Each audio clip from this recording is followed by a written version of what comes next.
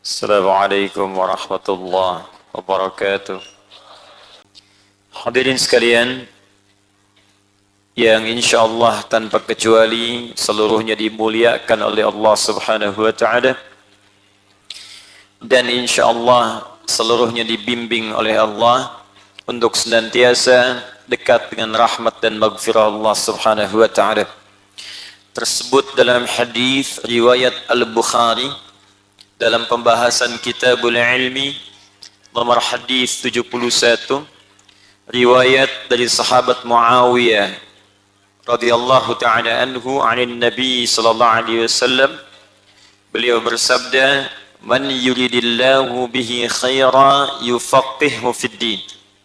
Siapapun yang diinginkan oleh Allah berubah menjadi orang baik, memiliki sifat-sifat baik. Jadi kalau dia seorang pejabat akan jadi pejabat yang baik. Dia pengusaha akan jadi pengusaha yang baik. Dia seorang ayah akan jadi ayah yang baik. Dia seorang ibu akan jadi ibu yang baik. Dan yang menjamin Allah, bukan manusia. Jadi kalau yang menjamin, yang menciptakan kita, itu pasti terjadi. Tukang handphone menjamin handphone ini bagus Pak, kita percaya. Tukang mobil menjamin mobil ini bagus Pak, saya yang bikin, kita percaya. Yang buat pesawat menjamin pesawat ini bagus Pak, kita percaya. Kenapa ketika Allah yang menjamin, yang menciptakan kita, yang menciptakan pembuat pesawat, yang mencipta pembuat handphone, yang mencipta pembuat mobil, kenapa ketika Allah yang menjamin kita ragu?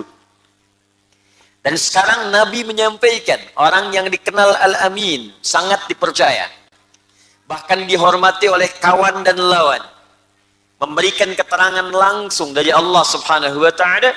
Kata Nabi, "Man yuridillahu bihi khaira." Siapapun yang diinginkan oleh Allah berubah menjadi orang baik. Dan bila kebaikan ini dibawa dalam kehidupannya, maka Allah jamin kemudian kebahagiaan dan kedamaian dalam kehidupannya. Yufaqihu fiddin. Maka bagian pertama yang Allah berikan pada seorang hamba, jika diinginkan menjadi baik, maka dia akan diberikan keringanan di langkahnya, kelembutan di hatinya untuk mau belajar tuntunan agamanya. Maka berbahagialah kemudian jika ada di antara kita, dari sekian banyak manusia beraktivitas, kita yang diberikan keringanan langkah oleh Allah, diberikan kelembutan hati. Saya tidak kenal Anda pada umumnya, tapi siapa yang bisa menggerakkan langkah Anda ringan untuk kemari? Kadang-kadang ada yang datang dari tengah malam ikut tahajud, ya, ada yang datang dari siang, ada yang sore, ada yang bertanya-tanya ada snacknya atau tidak. Ada yang tanya apakah bisa nginap atau tidak. Dari yang nginap tanya konsumsinya pagi ada atau tidak. Ya. Pertanyaan semua itu sesungguhnya ingin memastikan apakah saya bisa nyaman atau tidak belajar. Bisa mendapat bagian pengetahuan atau tidak. Tapi pertanyaannya, siapa yang melembutkan hati kita untuk datang? Siapa yang meringankan langkah kaki kita untuk hadir? Bila bukan Allah yang berkehendak, mustahil bahkan kita bisa berdesakan untuk belajar pada malam hari ini. Karena itu kata para ulama hadis, bahkan para ulama fiqh, ketika Allah memberikan kelembutan dan keringanan itu dan menempatkan Anda di tempat untuk belajar itu, maka segeralah kemudian untuk berevaluasi diri, karena Allah sudah menginginkan kita baik. Jadi kalau Allah sudah menginginkan kita baik, kitanya nggak berubah menjadi baik, berarti yang salah kita pribadinya, bukan Allahnya. Kurang apa lagi Allah membimbing kita menjadi lebih baik. Dan di antara sekian pengajian itu, ada yang mengaji tentang fiqh, ada yang mengaji hadis, ada yang mengaji tentang zakat, ada yang mengaji tentang riba. Di antara sekian pengajian itu, ada satu pengajian yang kata Nabi, kalau Anda belajar materi ini, maka bukan sekedar Anda menjadi baik, tapi dijamin oleh Nabi langsung Anda akan menjadi yang terbaik di antara sekian yang baik itu. Tidak cukup dengan amin, kita dengar dulu keterangannya. Keterangan Nabi-Nya terdapat dalam hadis riwayat Al-Bukhari Nomor hadis 4719. Al-Imam Al-Bukhari mendapatkan hadis ini dari seorang bernama Abdullah bin Muhammad. Abdullah bin Muhammad mendapatkan hadis ini dari Abu Amir ya Al-Aqdi. Abu Amir Al-Aqdi mendapatkan hadis ini dari seorang bernama Sulaiman bin Bilal. Sulaiman bin Bilal mendapatkan hadis ini dari Abdullah bin Dinar. Abdullah bin Dinar pun mendapatkan hadis ini dari seorang bernama Abu Saleh. Abu Saleh mendapatkan hadis ini dari Abu Hurairah radhiyallahu taala anhu. Nama aslinya Abdurrahman bin Sakhr. Abu Hurairah radhiyallahu taala anhu mendapatkan hadis ini dari Nabi sallallahu alaihi wasallam. Ya, sanadnya tersambung. Ya, tersambung. Apa yang disampaikan dalam bab ini masuk dalam bab iman, nomor hadis yang ke-9 ya dalam kitab Sahih Al-Bukhari bagian jilid pertama kitab nomor 2. Ya qala Nabi sallallahu alaihi wasallam, perhatikan kalimatnya, al-imanu bid'un wa sittuna syu'batan wal haya'u minal iman. Iman itu tingkatannya ada lebih daripada 60. Sedangkan sifat malu adalah bagian dari iman. Nah, dari 63 ini, lebih daripada 63 tingkatan ini, ada tingkat pelajaran pertama yang bisa menguatkan iman, yang kalau dipelajari itu, langsung kita akan jadi yang terbaik di hadapan Allah Subhanahu wa taala. Hadisnya disampaikan pula oleh Al-Imam Al-Bukhari, diterima dari Hajjaj bin Minhal. Hajjaj bin Minhal menerima dari Syu'bah. Syu'bah menerima dari Alqamah bin Marsad. Alqamah bin Marsad menerima dari Sa'ad bin Ubaidah. Sa'ad bin Ubaidah menerima dari Abu Abdurrahman As-Sulami. Abu Abdurrahman As-Sulami menerima dari Uthman bin Affan dan Ali bin Abi Thalib radhiyallahu taala anhuma anin Nabi sallallahu alaihi wasallam qaal khairukum man ta'allama al-Qur'ana wa 'allamah. Khairukum, jika ada orang baik di antara kalian, jika ada orang baik, man ta'allama al-Qur'ana wa 'allamah, maka yang paling baik di antara sekian yang baik itu adalah orang yang mau mengkaji isi Al-Quran dan mengamalkannya dalam kehidupan.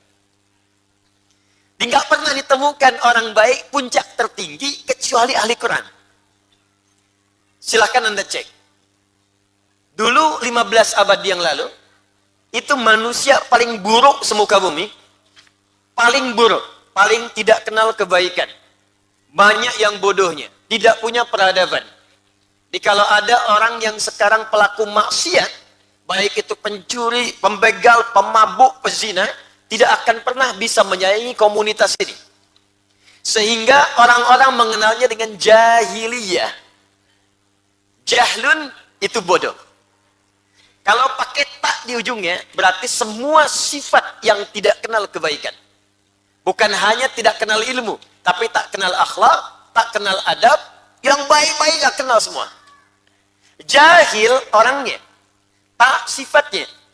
Kalau disatukan jahiliyah berarti menunjuk kepada orang dan perbuatan sekaligus. Jadi kalau Anda ingin melihat pencuri, paling buruk pencuriannya, maka jahiliyah komplit. Jadi kalau pencuri sekarang itu masih kelas amatiran dibandingkan jahiliyah.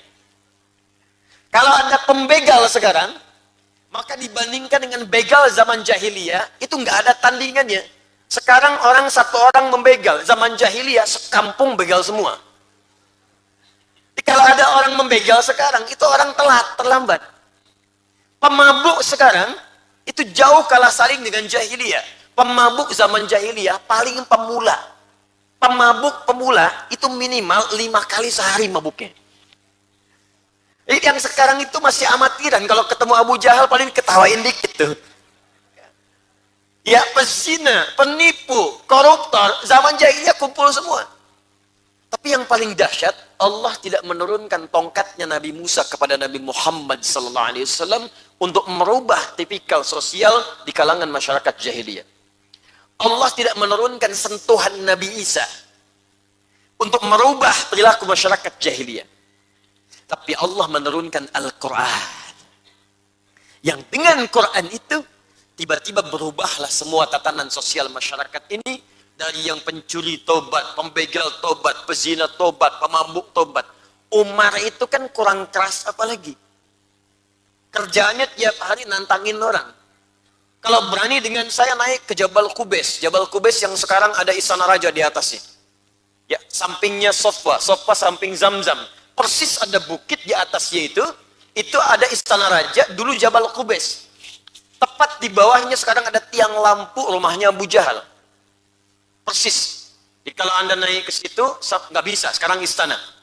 Ya, paling lewat samping, begitu lewat ke kanan, ada pos security satu, CCTV warna putih, hadap ke sini. Anda lurus ke sana, ada kipas angin, 35 kipas angin sampai ujung. Ya, saya udah hitung itu. Izin Pak Danrem, saya itu. Alhamdulillah ada Pak Danrem malam hari ini, kita doakan mudah-mudahan beliau senantiasa disehatkan. Ya. Pintu 26, 27, sampai ke ujungnya. Sampai Babus Salam. Itu Umar tiap hari, itu selalu menantang orang-orang sekitaran. Kalau ada yang merasa hebat, ayo bertemu dengan saya, naik ke atas Jabal Qubais mengumumkan. Bertemu di Bukit A, kita berduel. Tapi sebelum datang, pamit dulu pada ibu yang telah melahirkannya, karena ia akan pulang tanpa nama, Umar. Mabuk sudah hatam. Betul, 5 kali dalam sehari. Umar. Kerasnya luar biasa. Tapi Allah hanya menurunkan 1-2 ayat untuk merubah kondisi hatinya berubah jadi baik. Lewat depan rumah saudarinya, tiba-tiba mendengar sebuah huruf Al-Quran, 1-2 huruf dibacakan, langsung menembus kepada jiwanya. Taha, Quran surah ke-20. Taha, ma anzalna alaikal Qur'ana litashqa. Taha, tidaklah kami akan turunkan Al-Quran kepadamu untuk memberatkan dirimu, tapi ingin memberikan petunjuk dalam hidupmu. Cuman Toha, tobat. Anda sudah diberikan Yasin tiap malam Jumat, gak tobat-tobat. Al-Kahfi dibacakan, gak tobat-tobat. Ini Umar orang paling keras pada saat itu. Hobinya terkait dengan mabuk, nantang orang. Toha, tobat. Tobat. Langsung bersyahadat. Menjadi kerasnya berubah menjadi tegas. Pembela kebenaran luar biasa. Bahkan satu-satunya sahabat yang langsung meminta kepada Nabi untuk diturunkan ayat larangan mirasan 3. Bang Haji belakangan. Umar, ya Rasulullah, kenapa tidak minta kepada Allah untuk menurunkan ayat larangan khamar? Maka turun tahapan sampai 4 kali. Sampai turun Al-Ma'idah ayat 90 sampai 91. Innamal khamru wal maisir wal azlamu. Ya, dan seterusnya. Rizqu min amali syaitan fajtanibuhu. Itu karena pertanyaannya Umar. Jundub bin Junadah, tukang begal. Pemimpin kampung begal. Sekampung begal semua. Ya, kalau Anda ditakdirkan hidup pada saat itu, lewat kampung ini, tidak nyetor, Allahu Akbar, nggak dijamin bisa pulang. Gifar namanya. Gifar. Datang pada Nabi, cuma dibacakan seayat 2 ayat, sentuhkan di hatinya, masuk ke dalam relung jiwanya. Langsung berkata, asyhadu an la ilaha illallah, wa asyhadu anna Muhammad Rasulullah. Ya Rasulullah, saya mohon izin, sa'a'lin syahadati amamal Ka'bah. Saya ingin umumkan syahadat saya di depan Ka'bah. Kata Nabi, la taf'al, jangan lakukan. Karena orang Islam masih sedikit. Kamu umumkan, kamu dipersekusi, dipukuli. Bahaya untuk kamu. Pulang aja ke Gifar berdakwah. Apa jawabnya? Ya Rasulullah, saya ini membegal terang-terangan. Masa syahadat sembunyi-sembunyi? Pembegal dengar ayat Quran, taubat. Dan bersyahadat di depan orang. Kata beliau, asyhadu an la ilaha illallah. Wa asyhadu anna Muhammad Rasulullah. Ya ahla Quraisy, saya sudah syahadat. Mau apa? Allahu Akbar. Dipukulin. Jatuh pingsan. Ketahuan oleh sahabat Ali radhiyallahu ta'ala anhu. Ali berkata, jangan teruskan. Kalau dia terluka, kalian gak akan aman melewati kampung Gifar. Karena setiap transaksi jual beli akan melewati Gifar. Store. Di preman-preman yang terima storan telat sekarang gitu. Sudah keduluan sama yang dulu. Tapi dahsyatnya pulang kemudian Jundub ke kota Gifar, lalu berdakwah di sana, menyampaikan ayat tadi yang disampaikan Nabi cuma 1-2 ayat. Apa yang terjadi? Allahu Akbar. Nabi hijrah ke Madinah. Tiba-tiba dalam suasana hijrah itu, setelah menetap di Madinah, terdengar suara gempar di Madinah. Tapak kaki yang luar biasa terdengar. Dok, dik, duk, dok, dik, duk, dok, dik, duk. Orang heboh keluar melihat. Ternyata ketika dilihat, Masya Allah, Jundub bin Junadah sedang memimpin satu kampung masuk Islam semuanya. Kampung begal, sekampung masuk Islam cuma 1-2 ayat. Jadi kalau tiap hari ada yang baca surat A, surat B, surat C, dan tidak memberikan dampak, berarti ada yang salah dengan cara ngajinya. Sekampung, untuk mengabadikan peristiwa itu, maka tidak dikenal dengan nama Jundub, dikenal dengan nama kampungnya. Untuk menyebutkan nama daerah, nama kampung, dalam rumus bahasa Arab, tambahkan al di depannya, ujungnya tambah i. Saya dari Gifar, nama saya Jundub bin Junadah. Tambahkan Gifar, tambah al. Al-Gifar, ujungnya berikan i. Al-Gifari. Maka dikenal beliau dengan kunyahnya Abu Dzar Al-Ghifari. Tuh. Mantan begal, dengar Quran, masuk Islam, jadi da'i. Bahkan setelah itu, jadi banyak periwayat hadis, Pak, Bu. Jadi ahli hadis. Anda kalau baca Al-Arba'in, 42 hadis, buka nomor ke-18. Itu diantara hadis yang diriwayatkan oleh Jundub bin Junadah. An Mu'adz bin Jabal wa Jundub bin Junadah radhiyallahu ta'ala anhuma anin Nabi sallallahu alaihi wasallam qala ittaqillaha haitsu ma kunta wa atbi'is sayyi'atal hasanata tamhuha. Itu yang riwayatkan mantan begal. Anda sekolah tinggi-tinggi sampai S1, S2, S3, S4 kerupuk 2. Dia sampai tinggi. Pendidikan itu tidak membuat Anda dekat dengan Allah. Untuk apa? Anda meninggal juga. Bekal apa yang Anda bawa kemudian menghadap kepada Allah? Yang paling dahsyat, sudah tinggi-tinggi, dunia juga kemudian tidak baik, akhirat gak punya bekal, mau jadi apa? Jundub bin Junadah. Karena itu Bapak Ibu sekalian, teman-teman, kenapa kita memilih kemudian Al-Quran untuk belajar, dan kita menggali tafsirnya, karena kita berharap kalau jahiliyah saja kemudian bisa menjadi baik, maka kita yang di suasana lebih modern saat ini, seharusnya lebih baik dibandingkan dengan masa-masa yang telah lampau. Itu yang menjadikan kita memilih Al-Quran sebagai topik kajian di setiap malam Jumat ini, dan kita telah sampai di pembahasan surah Al-Fatihah pada ayat yang ke-7. Ya, siratal ladzina an'amta 'alaihim ghairil maghdubi 'alaihim waladdallin.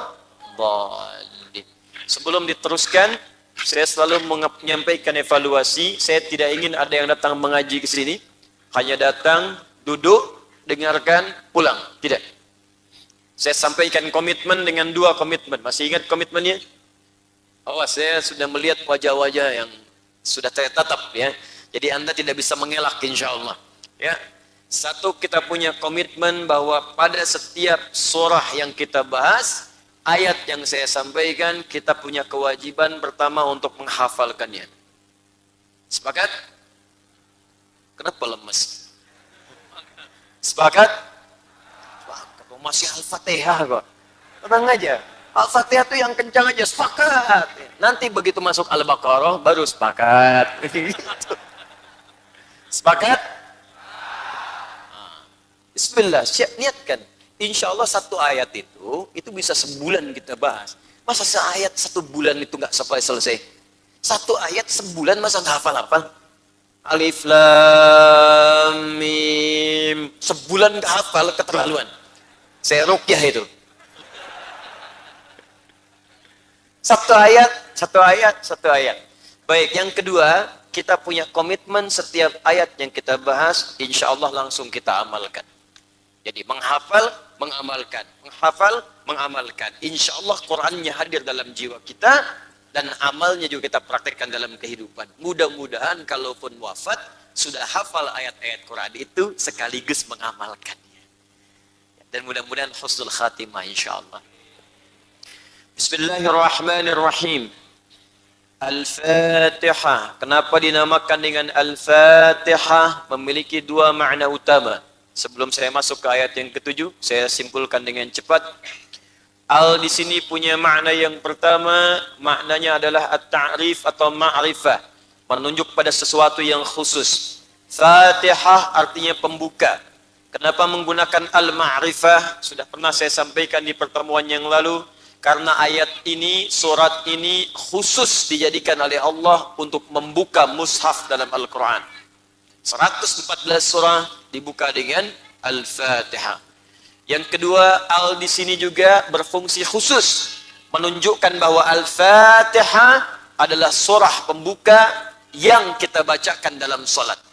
Satu-satunya surah pembuka dalam Al-Quran yang dibacakan dalam setiap salat adalah Al-Fatihah 17 kali dalam sehari. Karena itu disebut dengan Al-Fatihah sebagai pembuka, karena dia membuka bacaan Al-Quran dalam salat dan membuka bacaan Al-Quran dalam mushaf. Tapi ada makna yang kedua, saya ingatkan kembali, alnya disebut dengan istighraq. Dan dua-duanya kita praktikkan. Baik sedang membaca Al-Quran, sedang kita salat, pasti kita baca Al-Fatihah. Tapi makna yang kedua adalah istighraq, yang menunjuk kepada semua hal tanpa kecuali. Komprehensif. Sedangkan pada makna yang kedua ini, Fatihah dipahami sebagai segala pembuka yang baik-baik. Taknya menunjuk pada sifat, semua sifat. Allah disebut dengan Fattah. Fattah, karena membuka semua yang baik-baik yang kita butuhkan. Pembukanya disebut Fatih. Sifat semua kebaikannya disebut dengan Fatihah. Jadi kalau Anda ingin dibukakan oleh Allah semua jenis kebaikan dalam kehidupan, dibukakan karir yang terbaik, dibukakan rezeki yang terbaik, dibukakan jodoh yang terbaik, dibukakan segala hal yang baik dalam kehidupan. Kalau sakit sembuh yang terbaik, kalau bekerja pekerjaan yang terbaik, kalau rezeki yang paling baik, kalau pasangan hidup jodoh yang paling baik, maka secara singkat baca dan pelajarilah isi surah Al-Fatihah. Karena itu banyak orang sakit kemudian membacakan Al-Fatihah supaya mendapatkan kebaikan, kesembuhan terbaik dari Allah Subhanahu wa taala. Bahkan di situ ada kisahnya, seperti pernah yang saya sampaikan. Kepala suku di Arab zaman Nabi tersengat kalajengking Arab. Cari obat gak sembuh-sembuh. Dokter sudah angkat tangan, tabib sudah gak bisa. Ditemukan seorang sahabat, dimintakan kata beliau dengan izin Allah dibacakan Al-Fatihah, sembuh seketika. Di Al-Fatihah karena itu disebut dengan Asy-Syafi, Al-Kafi, Ummul Kitab, Ummul Quran, karena faedahnya, isinya bisa membimbing kita kemudian mendapatkan semua puncak kebaikan dalam hidup. Tapi persoalannya, apakah semua yang baca Al-Fatihah bisa mendapatkan semua itu? Jawabannya belum tentu. Zaman Nabi seorang dibacakan Al-Fatihah, penyakit yang paling sulit sembuh. Zaman sekarang sakit kepala, baca Al-Fatihah 100 kali, nambah pusing. Apa penyebabnya? Karena boleh jadi cara bacanya tidak sama dengan cara orang-orang dulu membacakannya. Orang dulu membacakannya pakai iman, orang sekarang hanya sekedar di lisan. Bacaan Al-Fatihah orang dulu tembus sampai ke jiwanya. Begitu dibacakan, dia bacakan karena Allah. Dia kenal dengan Allah, ma'rifatullahnya jalan, kehusyuannya ada. Orang sekarang dibacakan cuma di lisan, gak sampai kepada hatinya. Turun Quran surah ke-49, ayat ke-14. Kata Allah, banyak mengaku orang beriman. Qalatil a'rabu amanna. Ada orang-orang Arab berkata beriman. Qul lam tu'minu, katakan kalian belum serius iman. Walakin qulu aslamna walamma yadkhulul imanu fi qulubikum. Katakan kalian itu baru berislam, kebanyakan itu di lisan saja. Zikir cuma di lisan. Subhanallah di lisan, Alhamdulillah di lisan, Allahu Akbar di lisan, tapi nggak masuk ke dalam hati. Karena nggak masuk ke hati, kekhusyuannya nggak muncul. Takbir memang takbir. Abu Bakar dulu kan takbir sampai gemetaran. Allahu Akbar. Saking khusyuk yang bergetar tubuhnya, kemudian mengeluarkan air mata di matanya. Keluar air matanya. Ketika selesai ditanya, kenapa ya Khalifah Anda saking khusyuknya tadi terlihat sampai gemetar? Kata beliau, saya mengucapkan Allahu Akbar lisan saya. Dan saya mengatakan berkomitmen hanya Allah yang maha besar. Tapi saya takut dalam hidup ini. Di saat saya mengucapkan Allah yang maha besar, tapi saya selalu merasa besar dalam hidup. Takut pernah merasa besar dibanding orang lain. Merasa hebat dibanding yang lain. Merasa sombong dibanding yang lain. Merasa paling khusyuk sholatnya. Anda bayangkan. Saat iman masuk ke dalam jiwa, maka pikiran menerjemahkan, hati merasakan. Anda tiap hari mengatakan Allahu Akbar, tapi sama teman sendiri merasa yang paling hebat. Sama tetangga merasa yang paling tinggi. Sama pasangan hidup merasa yang paling luar biasa. Siapa Anda? Sampai berani mengatakan di lisannya Allahu Akbar, tapi dalam prakteknya sering merasa besar dalam kehidupan. Bahkan yang paling dahsyat, Allahu Akbar, Allah yang paling besar dibanding semua yang ada di muka bumi ini. Tiba-tiba handphonenya bunyi, tang ting tung ting tang ting tung tang ting tung, ambil dulu, halo. Allah yang paling besar, tapi handphone dijawab, sholat dibatalkan. Ada sesuatu yang belum sampai ke jiwa. Karena itulah kita akan pelajari dari awal ayat sampai bagian akhir ayat, supaya kita bisa merasakan. Ya, secara singkat, kalau Anda ingin mendapatkan dibuka oleh Allah semua pintu kebaikan, maka pertama Bismillahirrahmanirrahim. Baknya, hati-hati, ilsaq musahabah. Ya, ilsaq musahabah, perasaan dekat dan diawasi. Maka lakukan semua hal karena Allah, bekerja karena Allah. Awas, makan, minum karena Allah, berikhtiar karena Allah. Sama dunia juga kok kita kerjakan. Cuman punya poin akhirat. Anda berangkat, bismillah, tugas, bismillah, kerja, bismillah, belajar, bismillah. Ketika semua dikerjakan karena Allah, maka Allah akan turunkan sifat Rahman dan Rahim untuk merawat kita. Allah berikan rezeki yang baik. Allah arahkan pada kebaikan. Karena itu orang yang merasakan diawasi Allah, mustahil akan melanggar ketentuan Allah. Anda nggak akan pernah lihat orang mau minum, mau mabuk pakai bismillah. Mustahil. Bismillahirrahmanirrahim. Bismillah. Nggak, mustahil. Karena ketika kalimat itu diucapkan, hati kita akan dijaga. Tidak akan mungkin menyentuh yang haram. Nggak ada koruptor mau korupsi pakai bismillah. Berapa nilainya? 1 miliar Pak, lumayan. Ngurangin dosa dikit lah. Bismillahirrahmanirrahim. Mustahil. Kalimat-kalimat hak tidak akan bertemu dengan maksiat. Perbuatan taat tidak akan bertemu dengan maksiat. Maka orang yang mendapatkan bimbingan Allah akan dijaga dalam kehidupannya. Ar-Rahmanir Rahim, Malik Yaumiddin. Dia akan diturunkan rahmat Allah kepadanya.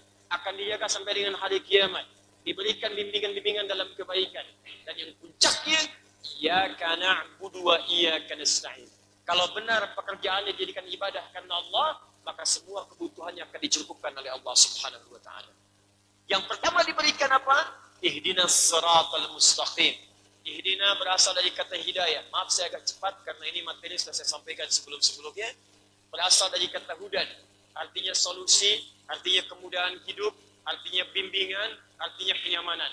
Jadi ketika kita mengatakan ihdinas siratal mustaqim, as-siratal mustaqim, ya Allah berikan saya bimbingan untuk beribadah dengan cara yang benar. Berikan saya jalan untuk mendapatkan rezeki dengan cara yang mudah. Berikan saya bimbingan supaya mendapatkan solusi dalam setiap masalah. Dengan cara yang mudah. Ketika Anda bacakan ihdinas siratal mustaqim, kata Allah, saya akan berikan semua yang kau butuhkan. Rezekimu akan saya mudahkan, hidupmu saya mudahkan, ibadahmu saya nyamankan. Seperti apa saya berikan semua itu? Kalau kamu mengikuti apa yang akan saya sampaikan sekarang. Maka kami bacakan, Siratal ladzina an'amta 'alaihim ghairil maghdubi 'alaihim waladdallin. Kalau engkau ingin dapatkan semua kemudahan hidup, kelapangan hidup, kenyamanan hidup, di sini kita berhenti di pertemuan yang lalu, maka ikutilah petunjuk yang saya berikan di ayat yang ke-7 ini. Anda katakan ihdinas siratal mustaqim, ya Allah tunjukkan kami jalan kemudahan dari setiap petunjukmu. Kata Allah, kalau mau mudah dan ikut jalannya, maka ikuti jalan orang-orang yang pernah menempuhnya di masa-masa yang lampau. Siratal ladzina an'amta 'alaihim. Ya Allah, tolong berikan jalan kemudahan ini. Kalau saya dapat kedudukan, mudah mendapatkannya. Kalau saya ingin bekerja, mudah pekerjaannya. Lancar rezekinya. Mudah rumah tangganya. Bagaimana caranya ya Allah? Kata Allah, saya turunkan kepada engkau bimbingan seperti orang dulu mendapatkannya. Maka dijawab oleh Allah dengan kalimat, Siratal ladzina an'amta alaihim. Saya tuliskan. Siratal ladzina an'amta alaihim. Fokus sebentar, di sini saya berhenti dulu. Kata Allah, kamu ikuti jalan orang-orang yang pernah sukses sebelum kalian. Yang aku berikan kenikmatan kepada mereka. Bahkan kalimat ini ditanamkan di lisan kita supaya minta. Ditanya ke Allah nih. Tanya ke Allah. Kata Allah, baca ini. Baca, pelajari. Ya Allah, saya mohon ya Allah, berikan kepada saya semua jenis kemudahan yang pernah Engkau menunjuk kepada Allah. Sini. Yang pernah Engkau berikan kepada orang-orang sebelum kami ya Allah. Ada orang yang hidupnya ya Allah di pemerintahan diplomasi seperti Amr bin As, Muawiyah bin Abi Sufyan, Abu Bakar sebelumnya, ada Umar, ada Uthman, ada yang pedagang pengusaha seperti Abdurrahman bin Auf, ada yang mengajar seperti Ali bin Abi Thalib, ada yang di rumah tangganya nikmat seperti Sayyidah Fatimah Az-Zahra, ada yang semua yang dikerjakan gampang, ada yang belajarnya gampang seperti Abu Hurairah, sekali baca langsung hafal. Bagaimana caranya ya Allah? Kata Allah, ikuti jalan-jalan seperti mereka. Bagaimana rahasianya ya Allah? Diturunkan Quran surah ke-64, surah ke-4 ayat 69. Dijelaskan oleh Allah yang dimaksud orang-orang ini siratal ladzina an'amta alaihim. Saya ulangi, tak di sini maksudnya siapa? Allah. Jadi kalau taknya saya buang, kalimatnya menjadi begini. An'ama. An'ama. Taknya kembali kepada Allah. Maka dijawab oleh Allah di Quran surah keempat ayat 69. Perhatikan kalimatnya. Wa may yuti'illaha war rasulah fa ulaika ma'al ladzina an'ama Allahu 'alaihim. Tanya dibuang. Kita membacakan di sini fokus. Ya Allah, berikan kepada kami semua kenikmatan yang pernah Engkau berikan pada orang-orang sebelum kami. Apapun profesi kami. Baik. Ingat, Nabi punya 12.000 orang sahabat. Dari 12.000 itu dan 38 itu menjadi panglima. Satu panglimanya itu bisa menaklukkan Persia dan Romawi. Anda bisa bayangkan. Di semua profesi yang pernah dijalani di zaman Nabi semuanya sukses. Dan kita minta sekarang ya Allah, saya pengen sukses seperti mereka. Bagaimana caranya? Maka tidak cukup dengan kalimat ini diberikan tafsir oleh Allah langsung dengan turunnya Quran surah keempat ayat 69. Siratal ladzina ya an'amta alaihim, kata Allah, saya berikan kepada kalian ma'al ladzina an'ama Allahu alaihim. Dibuang taknya, disebutkan Allah untuk menegaskan. Minan nabiyyin, satu, an-nabiyyin. Para nabi. Was-siddiqin. Kita berhenti di sini kemarin. Was-syuhada. Was-salihin. Kalau kalian ingin sukses seperti orang dulu, baik kalian itu di rumah tangga, atau di usaha, atau di karir pekerjaan, atau apapun yang kalian kerjakan, maka kalian harus ikuti 4 golongan ini. Golongan pertama yang tertinggi disebut dengan para nabi. Golongan kedua ada siddiqin. Golongan ketiga syuhada. Golongan keempat masuk golongan orang-orang saleh. Siapa mereka ini? Saya sudah jelaskan di pertemuan yang lalu tentang golongan pertama, yaitu para nabi. Karena itu Al-Quran mengisahkan kisah nabi-nabi tertentu. Beberapa nabi dipilih yang aktivitasnya pasti akan kita ikuti di masa-masa sekarang sampai dengan kiamat terjadi. Kalau Anda seorang pedagang, pengusaha, ingin dagangannya sukses, ingin lancar, ingin bagus, maka tiru bagaimana kemudian Nabi Ayyub alaihissalam berniaga. Jika Anda kemudian, beraktivitas di bidang diplomasi sampai karirnya bagus, naik dan sebagainya, maka tiru bagaimana Nabi Yusuf alaihissalam melakukan itu. Jika Anda ada kedudukan yang paling tinggi sampai menguasai macam-macam wilayah dan sebagainya, maka lihat bagaimana Nabi Sulaiman kemudian mengerjakan itu. Jika Anda beraktivitas kemudian mengajar dan sebagainya, sampai mendapatkan respon yang kurang nyaman yang Anda rasakan, maka lihat bagaimana Nabi Yunus alaihi salam mengatasi. Jika Anda kemudian mengerjakan pekerjaan ini, pekerjaan banyak Nabi dikisahkan. Ada kisah Nabi Ibrahim, ada kisah Nabi Ismail, ada kisah Nabi Zakaria. Jika Anda di rumah tangga belum punya keturunan, nih kata Allah, saya turunkan kisah Nabi Zakaria. Pelajari amalannya, saya berikan yang sama seperti saya pernah berikan kepada Zakaria alaihissalam. Kamu baru 2 tahun sudah menangis-nangis minta pada saya. Zakaria itu puluhan tahun sampai sepuh, sampai rambutnya beruban, tidak putus asa memohon kepada saya. Kamu baru 2 hari belum punya keturunan sudah bikin status.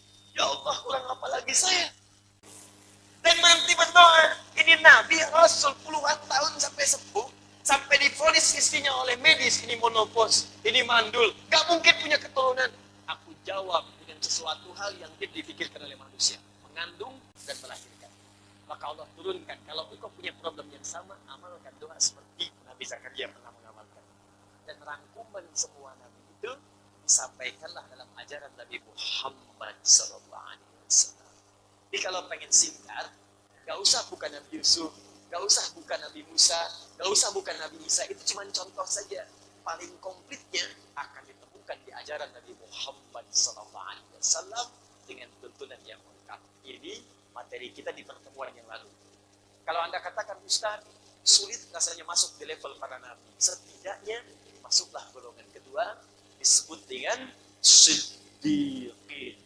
Abu Bakar kemudian mendapat gelar As-Siddiq. Ketika mendapatkan ini, bahkan turun jaminan kesuksesan dunia dan akhiratnya.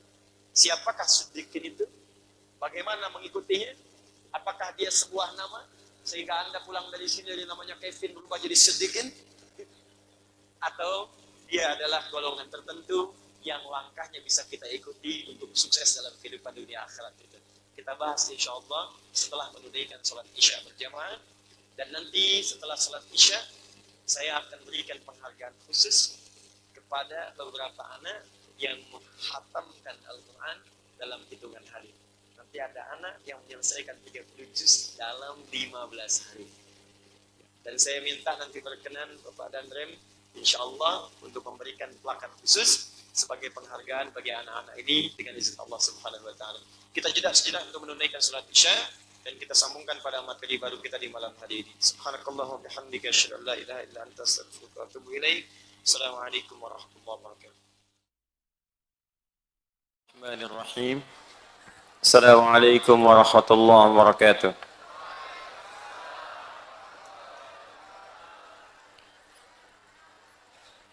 Alhamdulillah. Wassalatu wassalamu ala Rasulillah wa ala alihi wa sahbihi wa man wala wa ba'd. Hadirin sekalian, kita telah menunaikan salat Isya berjamaah. Kita bermohon pada Allah Subhanahu wa taala semoga salat kita diterima oleh Allah Subhanahu wa taala. Ada orang-orang yang hidupnya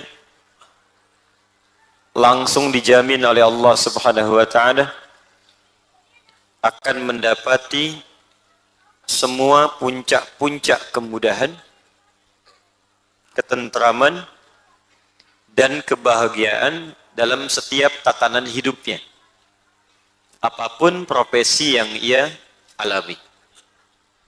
Tapi ini menunjukkan bukan berarti ia tidak punya persoalan, bukan. Bahkan setiap masalah yang dihadapi pun akan diringankan oleh Allah. Sama, punya masalah juga seperti kita. Ada yang sakit, Nabi sakit. Ada yang diuji dengan tantangan di kehidupan sosial. Ada yang dicela, Nabi dicela. Bahkan ada yang diusik secara kasar, ada.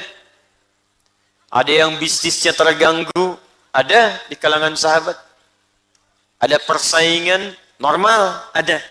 Tapi setiap dihadapi diringankan oleh Allah Subhanahu wa taala. Maka siapakah golongan-golongan ini? Kuncinya dibuka oleh Allah dalam siratal ladzina an'amta 'alaihim. Kemudian tafsirnya langsung diterangkan Al-Qur'an bil Qur'an, ayat Qur'an diterangkan lagi dengan ayat Qur'an yang lain. Di Quran surah keempat An-Nisa ayat ke-69. Saya bacakan dulu di sini keterangan Ibnu Katsir rahimahullah bagaimana beliau menyebutkan apa yang tadi kami sampaikan dalam kitabnya Tafsir Al-Qur'anil Azim atau dikenal dengan Tafsir Ibnu Katsir. Bismillahirrahmanirrahim. Walladzina an'ama Allahu 'alaihim humul madhkuruna fi suratin Nisa. Haitsu qala ta'ala wa man yuti'illaha war rasula ulaika ma'al ladzina an'ama Allahu 'alaihim minan nabiyyina satu was-siddiqina dua wasyuhada tiga was-salihin empat wa hasuna ulaika rafiqa. Dan jika Anda menginginkan teman, contoh terbaik, yang paling dekat yang ingin Anda ikuti, maka merekalah empat golongan ini yang terbaik dijadikan sebagai suri teladan dalam kehidupan kita. Wa hasuna ulaika rafiqa. Jadi kalau cari teman, cari tuntunan, cari panduan, maka carilah panduan dari empat golongan ini. Karena merekalah teman-teman dan panduan terbaik yang bisa dijadikan model dalam kehidupan. Lalu Allah jadikan miniatur aktivitas mereka. Seperti yang tadi saya sebutkan. Ada yang pengusaha, pedagang, pengajar, ada yang di militer, di pemerintahan, ada yang berdakwah. Hampir semua aktivitas kita kekinian, miniaturnya sudah ada. Dan empat golongan ini contoh terbaik dalam kemudian mengamalkannya. Ada yang di rumah tangga, ada semuanya. Ya, maka siapakah empat golongan ini yang dimaksudkan? Yang satu sudah kita bahas, yaitu kalangan para nabi. Karena itu, keluarkanlah semua tuntunan, khususnya Nabi Muhammad SAW, yang mencakup semua tuntunan-tuntunan nabi-nabi sebelumnya. Jadi kalau Anda baca buku, misal, ada halaman bab pertama, bab kedua, bab ketiga, bab keempat. Tapi kalau semua satu bab dikumpulkan, jadi kitab, satu buku. Nah, kalau nabi-nabi sebelum Nabi Muhammad itu pelajarannya cuma bab 1, bab 2, bab 3, bab 4. Semua bab itu dikumpulkan jadi satu dan diberikan petunjuknya di masa Nabi Muhammad SAW abadi sampai sekarang. Jadi semua petunjuk Nabi Muhammad mencakup semua ajaran nabi-nabi sebelumnya.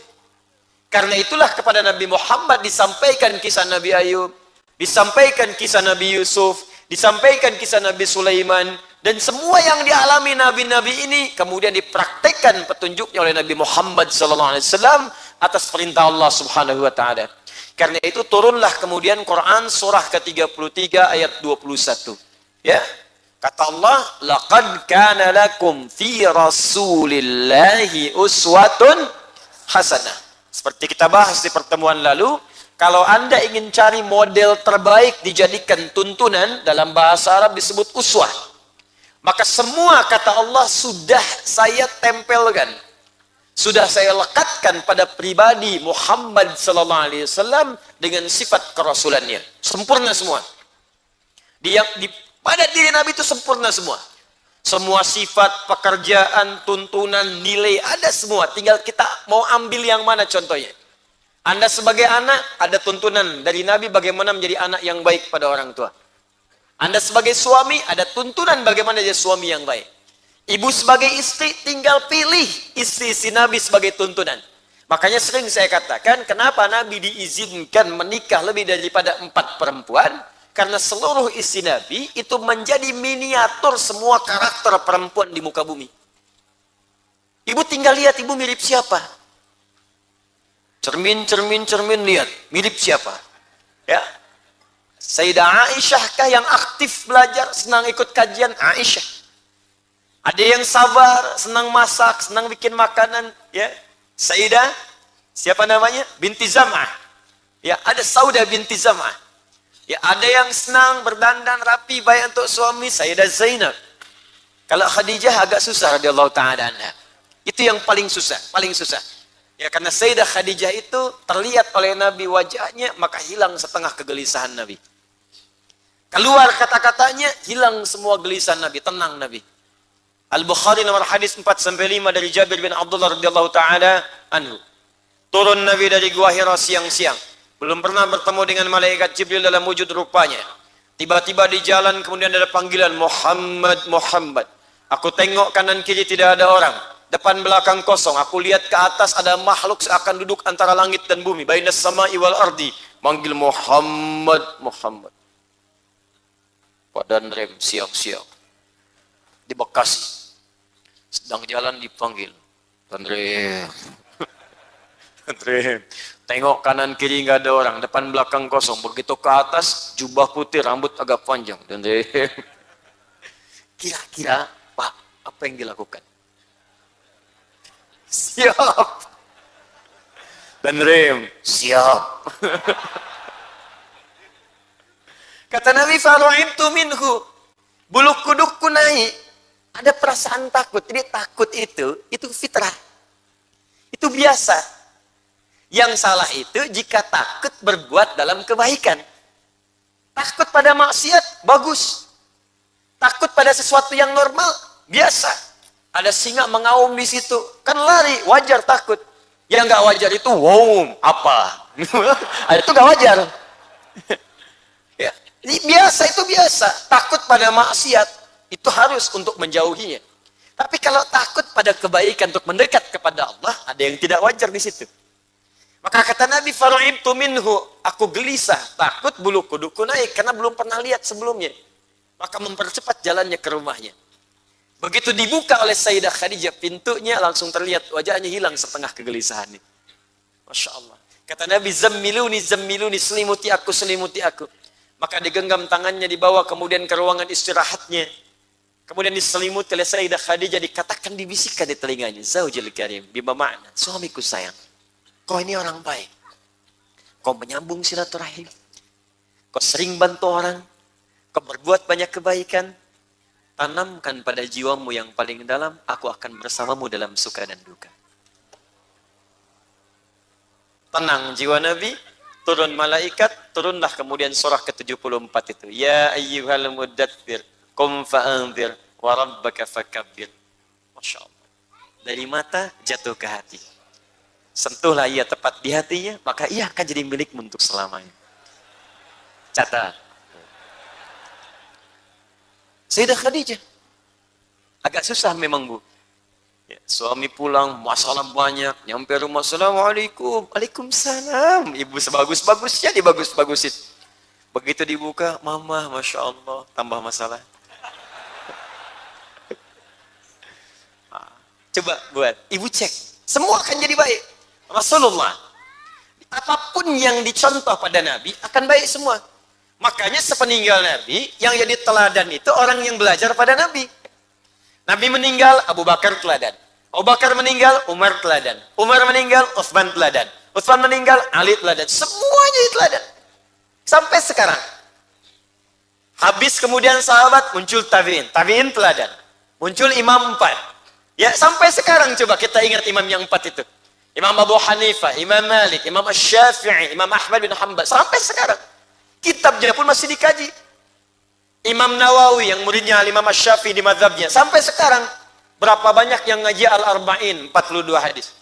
Berapa yang banyak yang ngaji Riyadus Shalihin, 1896 hadis. Imam Ahmad punya murid lagi.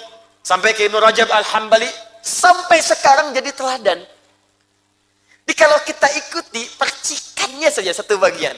Anda keluarkan tuntunan Nabi tentang menjadi seorang ayah. Pelajari sebulan saja. Maka Anda akan jadi ayah teladan. Ibu keluarkan tuntunan Nabi sebagai seorang ibu. Ibu Nabawi, keluarkan. Ibu akan jadi teladan. Anda seorang anak, keluarkan tuntunan dari Nabi sebagai seorang anak. Anda jadi teladan. Demi Allah saya katakan. Tidak pernah ada seorang mengikuti Nabi kecuali sukses dalam hidupnya. Imam Al-Bukhari membuat bab khusus. Saya berikan langsung rahasianya. Ini rahasia. Cari kitab Al-Bukhari. Cari kitab Sahih Al-Bukhari. Sekarang sudah banyak terjemahannya. Di situ ada 97 pembahasan.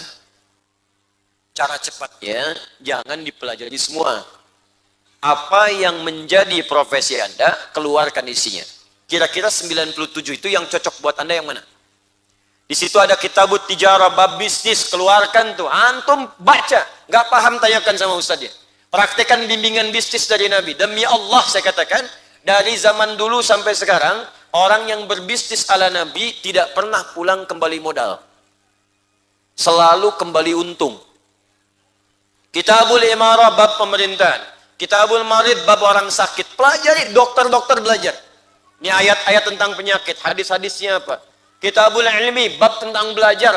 Ini teman-teman yang kampus nih, anak-anak muda ini banyak saya lihat. Demi Allah, saya sudah praktekkan Pak. Bu, teman-teman, saya sudah praktekkan. Dan hasilnya dahsyat luar biasa. Dari bimbingan cepat memahami sesuatu. Membaca sesuatu cepat menghafalkannya. Menjaga supaya tidak lupa. Ada semua. Kapan ngatur waktu untuk belajar. Kapan murojaah untuk mengulang. Kapan mengecek keilmuan kita. Bagaimana membedakan ilmu yang benar dengan ilmu yang salah. Ada semuanya. Ada. Komplit luar biasa. Keluarkan. Makanya yang jadi bimbingan abadi itu sampai sekarang cuman tuntunan Rasulullah Muhammad SAW. Ya. Kita mendapatkan itu. Makanya keluarkan ngajinya itu. Diperdalam, dibenarkan. Benar-benar ngaji. Jadi kalau kita cuma dengar, datang, dengar, pulang, tanpa pernah dipraktekkan, kita tidak akan bisa mendapatkan keberkahan dari ajaran itu. Dan hasilnya sulit untuk terasa. Tapi kalau Anda keluarkan, bikin kurikulumnya, nggak apa-apa, petakan sendiri sekarang. Ini saya mulai sebulan ini kurikulum pribadi dulu. Membuat diri saya baik, dari ujung kepala sampai ujung kaki. Besok sebagai seorang ayah, besok seorang ibu yang ibu. Besoknya nanti profesi, keluarkan semuanya.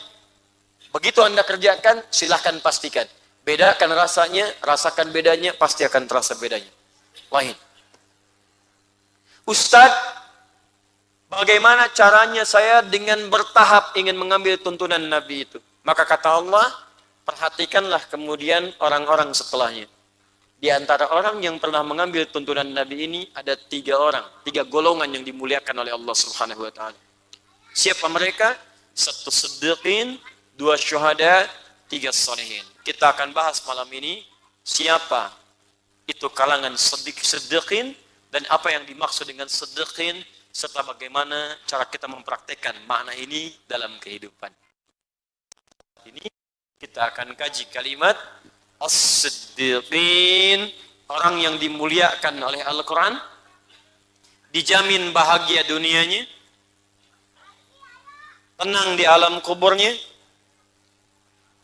dan satu komplek dengan Nabi, satu komplek dengan Nabi di surganya Allah Subhanahu wa Ta'ala. Satu komplek langsung. Disertakan. Pakai ma'iyah. Ulaika ma'alladzina. Ma'iyah itu dempet, dekat. Dan bertetangga dengan Nabi. Wah, keren tuh jawabannya tuh. Di mana akhir surganya? Saya biasa aja di atas. Atas. Karena semakin tinggi, semakin puncaknya. Tetangganya siapa? Ya Alhamdulillah, depan saya Nabi Ibrahim. Oh, Masya Allah, masa sih belakang siapa? Nabi Musa. Terus tetangga kanan kiri siapa? Ya kirinya Nabi paling ganteng di bumi. Ganteng-ganteng Nabi Yusuf. Nanti dulu nonton ganteng-ganteng serigala. Ini Nabi. Kanannya Nabi Muhammad SAW. Siapa mereka? 1 siddiqin.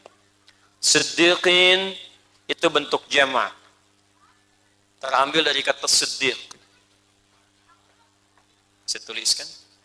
Siddiq. Kalau Anda inginkan bentuknya jama' untuk banyak orang dan mencakup laki-laki serta perempuan, gampang. Tinggal tambah ujungnya in atau un. Itu sudah bentuk jama' dan jama' umum, mencakup laki-laki dan perempuan. Jelas? Kalau ingin dikhususkan perempuan saja, maka tambahkan at di ujungnya untuk jama'. Misal, muslimin umum, laki-laki, perempuan. Saya pengen perempuan saja, pengajian khusus perempuan, muslimat. Jelas? Jadi kalau sudah pakai muslimat, gak usah pakai ibu-ibu lagi. Ibu-ibu muslimat, ya muslimat emang ibu-ibu. Jelas ya? Nah, jadi kalimat ini tinggal tambahkan alif dan ta terbuka di ujungnya. Siddiq. Kata siddiq asal mulanya berasal dari kata shadiq.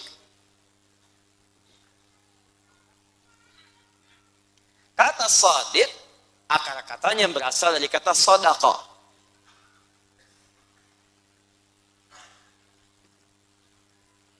Oh, ini akarnya. Shadaqa artinya sesuatu yang benar. Saya ulang, shadaqa artinya sesuatu yang benar. Kita selesai ngaji ada tasdik. Shadaqallahul azim. Kita berkata, berkomitmen semua yang Allah sampaikan dalam Al-Quran semuanya benar. Baik, ini mengambil dari kalimat Nabi SAW, fa inna asdaqal hadithi kitabullah wa khairal hadi hadyu Muhammadin sallallahu alaihi wasallam. Sungguh di antara perkataan yang paling benar hanya firman Allah yang benar. Firman Allah yang tidak ada cacatnya, sempurna. Maka selesai mengaji kita katakan shadaqallahul azim, tasdik dari kalimat Nabi, fa inna asdaqal hadithi kitabullah. Sungguh semua yang ada dalam Al-Quran semua benar, bersumber dari Allah. Maka kita katakan shadaqallah, ya Allah benar firmanmu ini ya Allah, benar firmanmu. Tapi tidak cukup sampai situ. Perhatikan kalimatnya. Karena kata shadaqah ini kalau diucapkan benar, maka orangnya disebut dengan shadiq. Saya ulang, orangnya disebut apa? Shadiq, orang yang membenarkan sesuatu.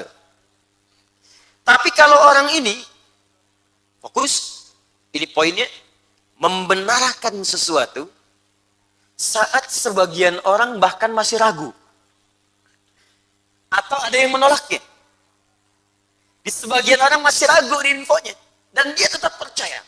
Tetap membenarkan informasi itu, dan mengamalkan isinya.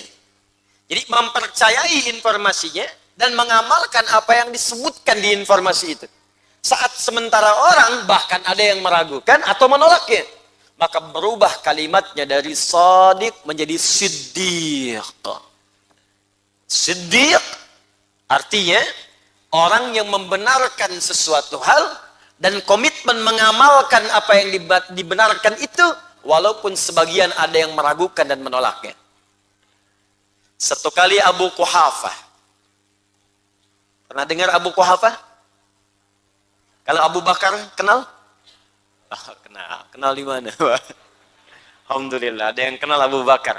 Ya, alhamdulillah. Kemarin saya ke Jogja, ada yang kenal Fir'aun.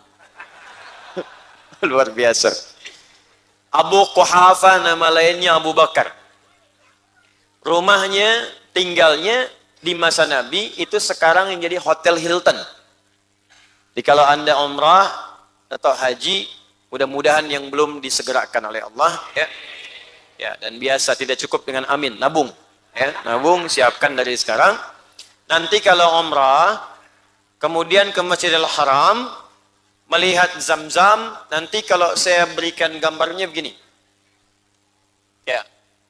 Saya tidak pandai menggambar, tapi lokasi insya Allah saya paham. Saya kalau lihat sesuatu, otomatis biasanya memorinya suka muncul. Saya dari depan masuk tuh, ada rumah sebelah kiri putih dari gerbang, ya ada Pajero B126 LK. Ya masuk ke sini, di situ ada Terios 789, B789 TRS. Ya, di sini 1387 mobilnya yang sedan itu. Ya, otomatis tuh muncul. Tapi kalau berbuat sesuatu yang kurang bagus, atau saya nggak pengen, ya hilang aja. Seperti lihat wajah antum, hilang aja seketika. Ya. Nah, ini Zam-Zam. Ini Zam-Zam. Ini ini Safwa, Hotel Safwa. Yang kesini ke arah ini jalan, di tempat Merpati. Ini Jabal Qubais, ini Sanaraja. Yang kesini, ini yang Zam-Zam. Kemudian ini ada jalan, lorong, ini tempat jualan kebab, ini yang ke bawah tempat jualan. Jadi kalau mau masuk dari sini, beli yang murah-murah jangan di atas. Di bawah ini justru lebih murah. Kadang bawah di bawah ke atas. Ya begitu Anda lurus ke sini, lurus satu, ini ada ambil apa namanya? Cek ya, pakai metal itu yang pertama, ya metal detektor untuk masuk ya kita dicek itu. Ya ini metal detektor di sini. Lurus. Belokan pertama, kedua, di sini ada restoran Turki. Di sini kemudian ada tukar uang, money changer. Masuk ke sini, yang di sini ini, teman-teman, ini yang beli satu dapat dua. Kalau kira-kira kurang modalnya di sinilah. Ya.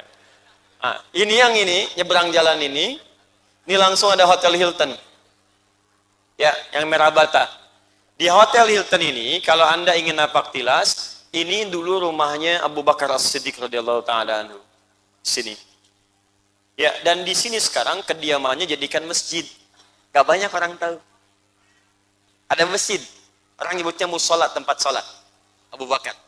Jadi kalau di sini tangga pertama, di tangga kedua, jangan lewat sini, jangan masuk. Masuk lewat eskalator, naik ke atas. Begitu turun, Anda masuk satu ruangan, terbukalah kemudian persis seperti gini ruangan tempat sholat. Karpetnya hijau.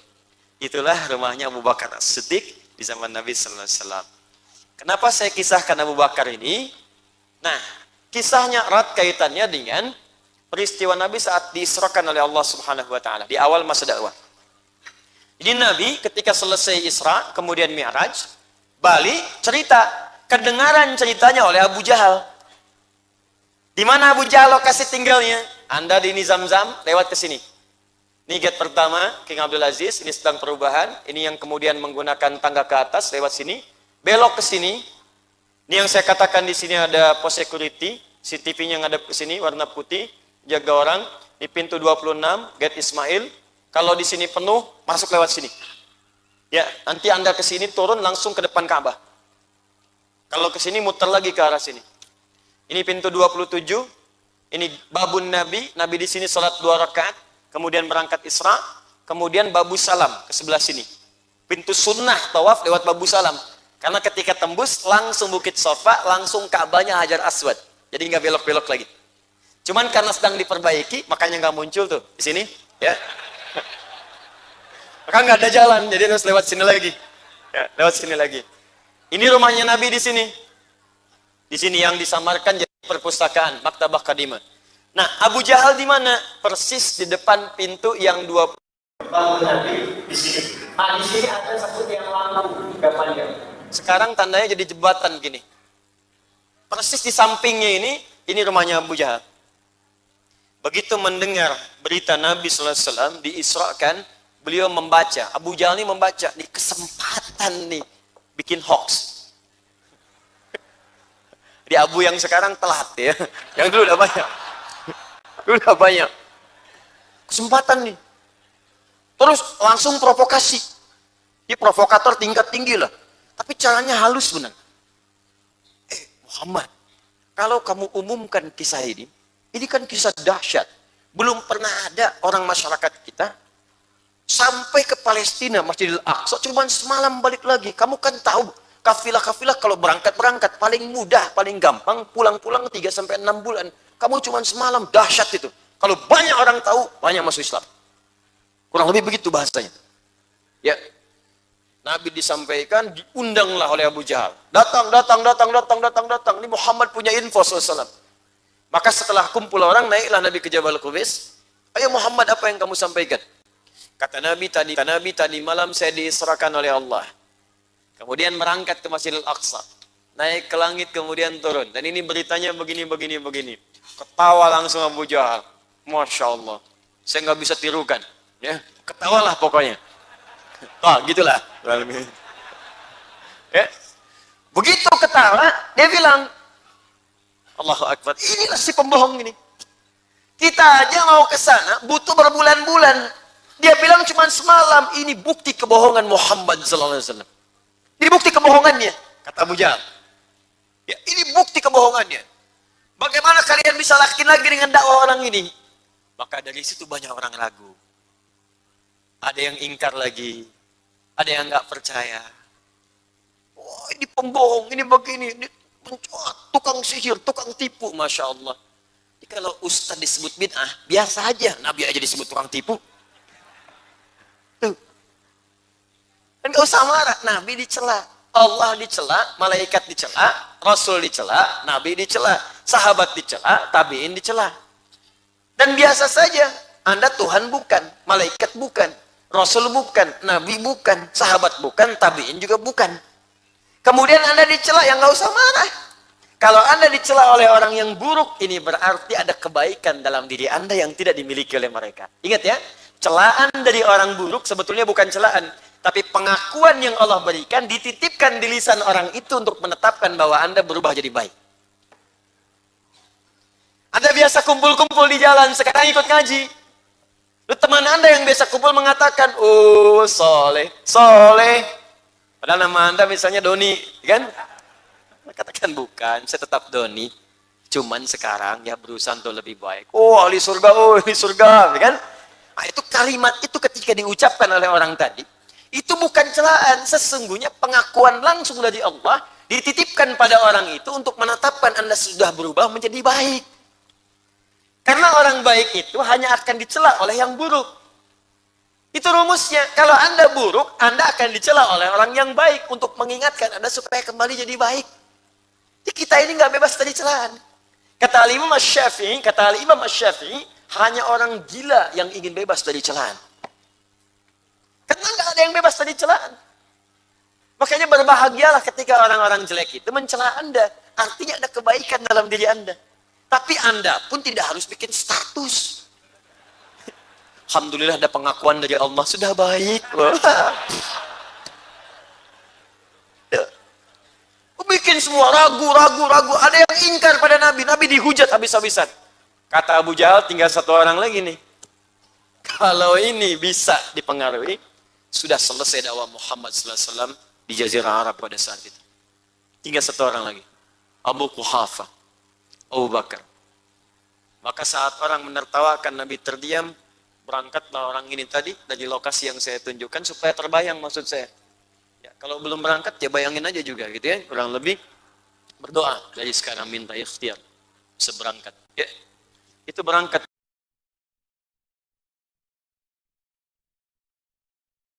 Ada 150 meter lah. Sini. Kejar. Tinggal satu orang lagi. Buku apa? Ya, ada apa? Ya kalau paham bahasa Indonesia begitulah gitu kan. Sampaikan. Ini ada berita penting. Muhammad SAW ada berita yang sangat dahsyat. Orang-orang udah kumpul di Jabal Qubais. Kamu datanglah. Dibawa, ditarik, datang Abu Bakar kemudian ke situ. Ada apa? Silakan Muhammad sampaikan. Nabi Muhammad SAW menyampaikan lagi. Dan perhatikan bagaimana Nabi tidak putus asa dalam menyampaikan. Anda bayangkan, boleh jadi ibu bapak itu mengajar di sekolah. Mungkin dari sekian 20 murid, mungkin satu yang berhasil. Gak apa-apa. 2 yang rajin, gak apa-apa. Kalau niat kita benar karena Allah, maka kuantitas tidak akan jadi ukuran. 18 orang meninggalkan kelas, ya kalau urusannya karena Allah, gak apa. Seorang syekh sedang mengajar, ratusan orang datang. Semangat mengajar. Tiba-tiba pertemuan berikutnya cuma 2 orang, masih semangat juga, sama seperti ratusan orang tadi. Orang bingung melihatnya datang, Syekh, Anda kok bisa semangat yang sama? Kemarin ratusan orang datang, Anda semangat. Sekarang cuma 2 orang semangat juga. Apa jawab Syekh tadi? Dia tersenyum kemudian mengatakan, wallahi, saya ini kan mengajar karena Allah. Yang saya harapkan pahala. Pahala itu nggak diukur dengan ratusan orang. Yang penting saya ngajar, pahala dapat. Saya nggak peduli, walaupun cuma 1 orang di depan saya, tetap saya akan ajarkan dengan semangat yang sama. Karena yang saya kejar itu pahala Allah. Sekarang itu yang hilang. Guru-guru dulu kita itu, keikhlasan yang diutamakan. Ngajarnya ikhlas. Didoakan, dibimbing, walaupun cuma ngajar Iqra, ngajar Quran. Makanya muridnya itu pada jadi.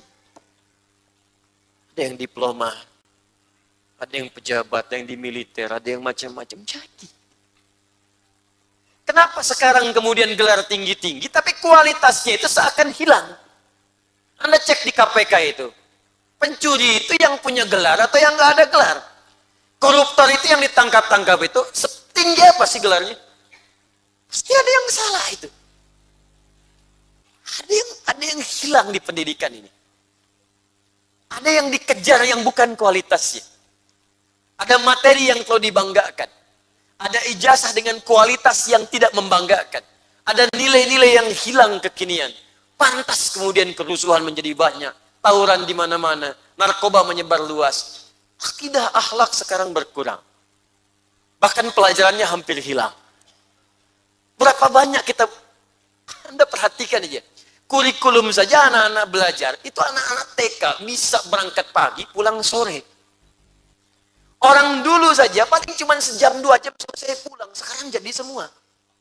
Dan malamnya masih ngaji. Bekasi itu terkenal lah. Terkenal Bekasi itu. Pagi pergi ke sawah, malam pergi ke masjid. Dan jadi. Sekarang berapa banyak masjid yang diisi? Berapa banyak amal yang dilakukan? Ada yang kurang. Nabi memberikan prinsip. Nabi sampaikan lagi. Yang tadi ingkar semua, ada yang ragu, ada yang ingkar. Satu orang datang, satu orang baru. Nabi sampaikan dengan bahasa yang sama, dengan semangat yang sama. Boleh jadi dari satu orang ini mungkin akan memberikan dampak kepada orang yang lebih luas.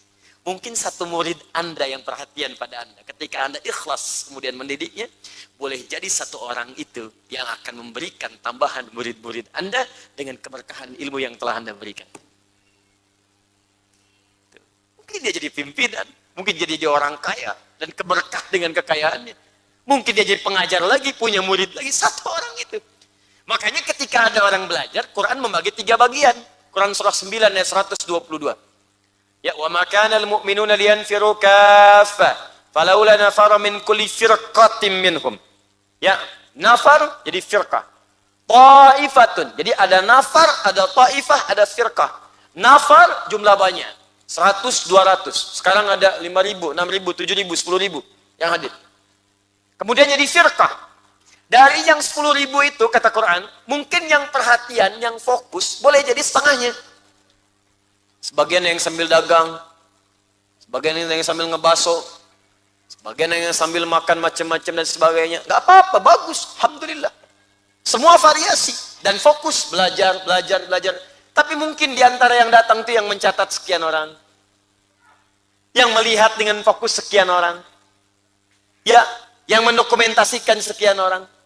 Nanti insya Allah bulan depan saya ada rezeki, saya bikin lagi tuh buku catatan. Sehingga siapa yang datang ke sini, kita bagi tuh bukunya. Supaya mencatat, ya, membiasakan dan mengamalkan. Insya Allah doakan ya. Baik, fokus. Nah, dari semua yang fokus ini, mungkin yang mengamalkan, yang berhasil, kata Allah, ta'ifah, segelintir. Makanya ranking 1 itu di sekolah selalu 1. Silakan cek. Gak ada ranking 1, 10 orang. Gak ada. Ranking 1 itu pasti 1. Jadi kalau ibu bapak mendapati di sekolah yang berhasil sekian, yang nilainya bagus, itu biasa saja. Tapi jangan cap juga, ingat, jangan dicap orang-orang yang kurang, yang terlambat sebagai anak bodoh. Belum tentu, Bu, Pak. Kenapa? Karena nanti kisah Abu Bakar akan menginspirasi. Boleh jadi dengan persaksian Abu Bakar yang tadinya ragu, jadi naik lagi yakin semua. Boleh jadi dengan satu orang ini yang kita didik, yang kelihatan kurang-kurang itu justru mereka yang berkembang kemudian. Karena belajar dari yang tadi. Dan itu banyak terjadi. Orang yang tiba-tiba prestasinya di belakang, rankingnya dari 30, ranking ke 29. Ya, ada yang ranking 28, 25. Tiba-tiba di kampusnya juara nomor 1, IPK 4. Tiba-tiba jadi pengusaha sukses. Tiba-tiba jadi macam-macam, itu bisa terjadi. Makanya ketika Abu Bakar datang, kata Abu Jahal, cerita lagi Muhammad. Nabi sampaikan dengan semangat yang sama, dengan keterangan yang serupa. Saya tadi malam diisrakan oleh Allah, berangkat ke Palestina, sholat kemudian di Baitul Maqdis, naik ke langit, balik lagi. Semua diam menunggu kesaksian Abu Bakar. Karena ini, di antara orang yang sangat dihormati, disegani, dan sangat dekat dengan Nabi. Ini sangat disegani. Bahkan Bilal pun dibebaskan oleh beliau dengan izin Allah. Saya beli aja Bilal, daripada disiksa saya beli. Bebaskan langsung dari budak, merdeka. Sangat dihormati. Dan tidak ada orang berkenan untuk berbuat kasar di depan Abu Bakar. Makanya semua diam mendengar persaksiannya. Apa jawabannya? Abu Jahal senyum-senyum aja nih. Saya tunggu nih. Tuh, kayak gitu.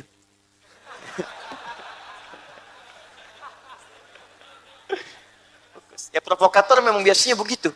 Nungguin pembuat hoax begitu, tinggal nunggu aja nih. Kadang bikin isu di media sosial, potong-potong video, gitu kan. Cari keuntungan, cari viewer, macam-macam. Ya, saya cek video saya juga banyak dipotong-potong gitu. Ya, benturkan dengan ustadz lain, bikin ini, bikin itu. Terakhir saya lihat video saya dibenturkan dengan Menteri Agama. Sejak kapan saya ngomentarin Menteri Agama? Tiba-tiba muncul aja.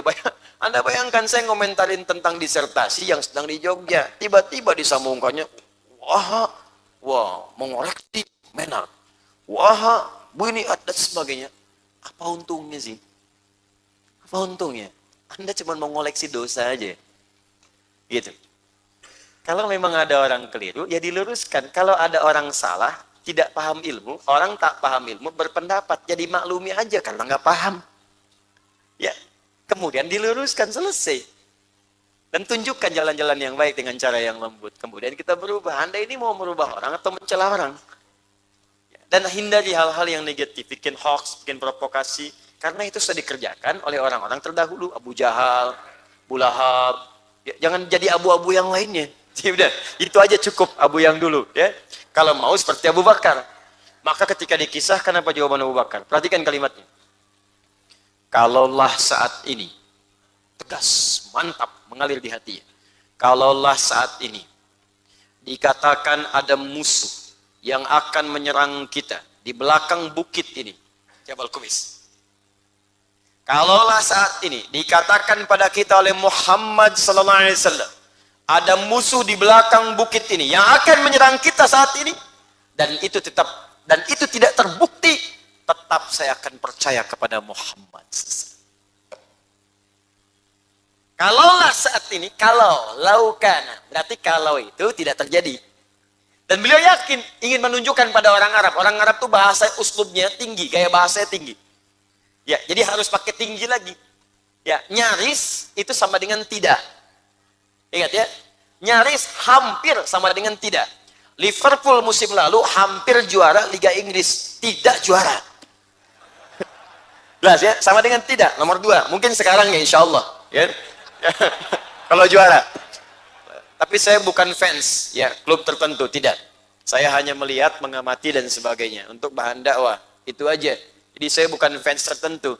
Saya pergi ke Inggris, ke Liverpool, foto di situ. Oh, Ustaz Adi, you are never walk alone. Ramai ya. Akhirnya ya sudahlah. Apa namanya, pendukung MU protes. Ya sudah, saya ke Old Trafford sana. Saya datang ke Old Trafford, saya sandingkan kaosnya dua-duanya. Nih, Old Trafford, MU dan Liverpool. Ya. Akhirnya pendukung MU senang semuanya. Alhamdulillah, ternyata Ustaz Adi MU juga kan. Sudahlah, beda itu boleh, tapi jangan menghalangi kita untuk bersahabat dan minum teh bersama. Ya, terapkan ke sini. Ya, Viking dengan The Jack bersahabat. Ya, boleh beda-beda lah, silakan. Yang satu oranye, satu biru gitu kan. Ya, harus sama-sama. Kalau ke Bandung nggak apa-apa. Persib anu aing, eleh deui, nggak apa-apa. Isuk menang, ya nggak ada masalah. Ya, Persija juga demikian. Ketika bertemu salaman, senang, itu enak. Nonton bareng-bareng, bubar bareng-bareng, enak kan? Selesai. Apalagi kalau waktu sholat, berhenti dulu sih, sholat yuk, ayo. Oh, wah itu top lah pokoknya. Itu jadi rel masjid insya Allah. Kata Abu Bakar, kalaulah, maksudnya nggak terjadi. Ini pujian, madah pada Nabi. Maksudnya apa? Maksudnya, beliau ingin sampaikan dengan bahasa halus, Muhammad itu, SAW, punya sifat al-amin. Nggak mungkin berdusta.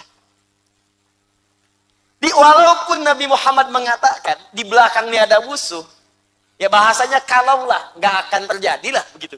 Karena Muhammad ini seorang yang jujur. Kalaupun mengatakan di belakang ada musuh ingin menyerang, dan tak terjadi, aku akan tetap percaya kepada beliau. Ini uslub yang sangat halus, ingin menunjukkan ini laki-laki ini mustahil berdusta. Karena dia dari sekarang dikenal dengan jujur, nggak pernah mabuk, nggak pernah zina, nggak pernah tipu orang. Yang paling aneh Pak Bu, ada fakta yang belum terungkap sampai sekarang. Bapak Ibu tahu, ternyata orang-orang yang memusuhi Nabi ini aneh sekali. Memusuhi Nabi tapi hartanya dititipkan pada Nabi. Muhammad nitip ya, nitip. Muhammad nitip emasnya, Muhammad nitip kambingnya, nitip ke Nabi. Begitu Nabi mau hijrah, diambilin lagi. Dia aneh. Musuh tapi nitip. Tuh. Ya, ini kan menunjukkan dia dipercaya. Mabuk gak pernah, terpercaya iya, diakui oleh semua.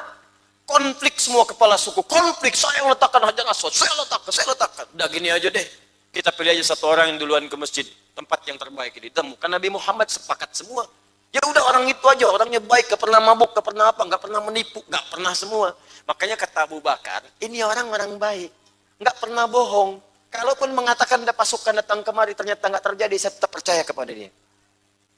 Maka percaya dan yakin pada sesuatu, walaupun banyak orang ragu, bahkan ada yang menolaknya, berubah dari kata sodik menjadi apa namanya? Siddiq. Sejak saat itulah sahabat ini diberi nama dengan As-Siddiq. Abu Bakar As-Siddiq. Yakin dan percaya serta mengamalkan apa yang diyakini itu. Jika Anda tarik ini kepada ketentuan Allah dan Rasulnya, karena rumus besarnya, awas saya berakhir di sini. Rumus besar di ayat ini, perhatikan. Ini kerangkanya. Dibuka di awal ayatnya. Fokus ini. Wa may yuti'illaha war rasul. Quran surah keempat tadi ini, ayat 69. Wa may yuti'illaha war rasul. Siapa yang mampu menaati Allah dan Rasulnya, Muhammad sallallahu alaihi wasallam. Taati Allah, taati Rasul. Kata Allah salat, salat. Kata Allah puasa, puasa. Bagaimana cara salat ya Allah? Ditunjukkan oleh Nabi. Ini begini cara takbirnya. Begini rukuknya, begini sujudnya. Ya Allah, Engkau perintahkan aku untuk puasa. Turun ayat puasa. Ya ayyuhalladzina amanu kutiba alaikumus syiyam. Puasa. Bagaimana caranya ya Allah? Ditunjukkan oleh Nabi. Nih, puasa jam sekian, waktunya sekian, bukanya sekian, apa yang dikerjakan ini, yang ditinggalkan ini. Semuanya. Lalu Anda yakin dengan ini semua. Dan mengamalkan isinya. Diminta salat, salat. Allahu Akbar, Allahu Akbar. Tiba waktu subuh. Ayo cepat bangun, bangun. Bahkan yang paling hebat, ada orang sudah siap sebelum waktunya. Dia benarkan semua. Turun ayat waris. Laki-laki 2, perempuan 1, 2:1. Banyak orang meragukan, wah ini bertentangan dengan gender, ini tidak adil, ini saya mau yakin, yang dari Allah pasti benar. Saya warisan 2:1. Ilmunya, dengan ketentuannya sehingga hikmah datang kemudian. Maka orang ini disebut dengan siddiq. Kata Allah infak, infak. Kata Allah jangan takut miskin, gak akan takut. Harta keluar, keluar. Haji kerjakan, kerjakan. Salat kerjakan, kerjakan. Tahajud turun, kerjakan. Maka orang-orang yang yakin dengan semua ketentuan Allah, diajarkan oleh Nabi caranya dan dia kerjakan dalam kehidupannya, maka orang ini masuk dalam golongan siddiqin. Orang-orang yang membenarkan semua ketentuan-ketentuan dari Allah, perintah dan larangannya, kemudian mengikuti semua ketentuan itu. Inilah siddiqin. Ya. Nah, terapannya dalam kehidupan kita, sekali lagi, ada yang pokok, ada yang cabang. Yang pokok itu perintah yang diperintahkan kepada semua hamba Allah. Salat itu pokok. Makanya Anda pekerjaan apapun, kalau sudah tiba waktu salat, ke salat. Zakat itu pokok. Kalau sudah sampai nisabnya, keluarkan zakat. Tidak usah ragu-ragu. Dan jangan ditunda-tunda. Zakat keluarnya di bulan Rabiul Awal. Keluarkan sekarang, jangan tunggu Ramadan. Kalau sudah keluar nasabnya sekarang, haulnya sekarang kerjakan. Enggak, saya nunggu Ramadan ini supaya pahalanya berlipat. Begitu masuk Rajab, meninggal. Zakat belum dituliskan. Kerjakan. Tinggalkan. Do it, live it. Kerjakan, tinggalkan, selesai. Begitu Anda yakini, Anda kerjakan siddiq. Itu yang pokok. Yang cabang, kembali lihat profesi kita. Bu, Pak, lihat profesinya. Kata Al-Quran, perempuan, ada yang khusus untuk perempuan. Berhijab. Berhijab, Bu. Kerjakan aja. Yakin. Ya, yakin aja Ibu, pakai aja dulu. Pakai, kenakan. Itu siddiq. Masuk golongan itu. Berjilbab, baru tahu kemudian ternyata Masya Allah bisa melindungi kesengatan matahari, bisa memberikan identitas, ada kemudahan dari Allah, ada aurat yang tertutupi, ada marwah yang lebih muncul. Bu, demi Allah saya katakan ya, perempuan berjilbab itu Allah sudah berikan dalam Al-Quran, akan dipelihara kehormatannya oleh Allah. Dipelihara. Dan orang juga pada penasaran, melihatnya semua baik-baik aja. Baik. Makanya ketika ada pelaku perbuatan maksiat kemudian mengenakan jilbab, dikecam habis-habisan. Karena jilbab itu lambang kehormatan. Ya. Jilbab, jilbab putih, lambang tuh, lambang kesucian. Ya, suci, hormat, baik. Makanya ketika ada orang berbuat maksiat mengenakan jilbab, dikecam.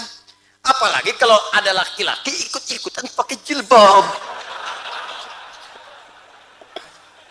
Itu yang dipersoalkan. Kalau perempuan bercadar itu udah biasa. Laki-laki bercadar itu jadi masalah.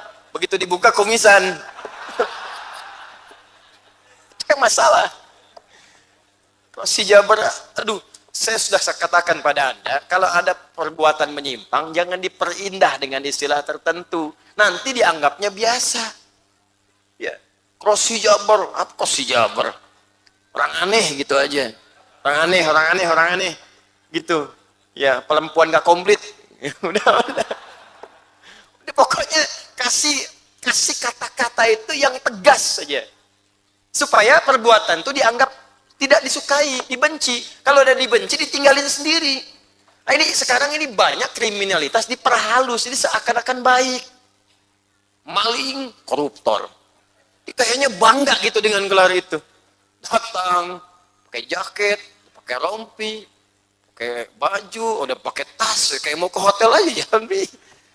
Saya kasihan kadang, orang ngambil ayam disebut maling ayam. Nah, ini lebih banyak ngambil dari situ, diperhalus bahasanya.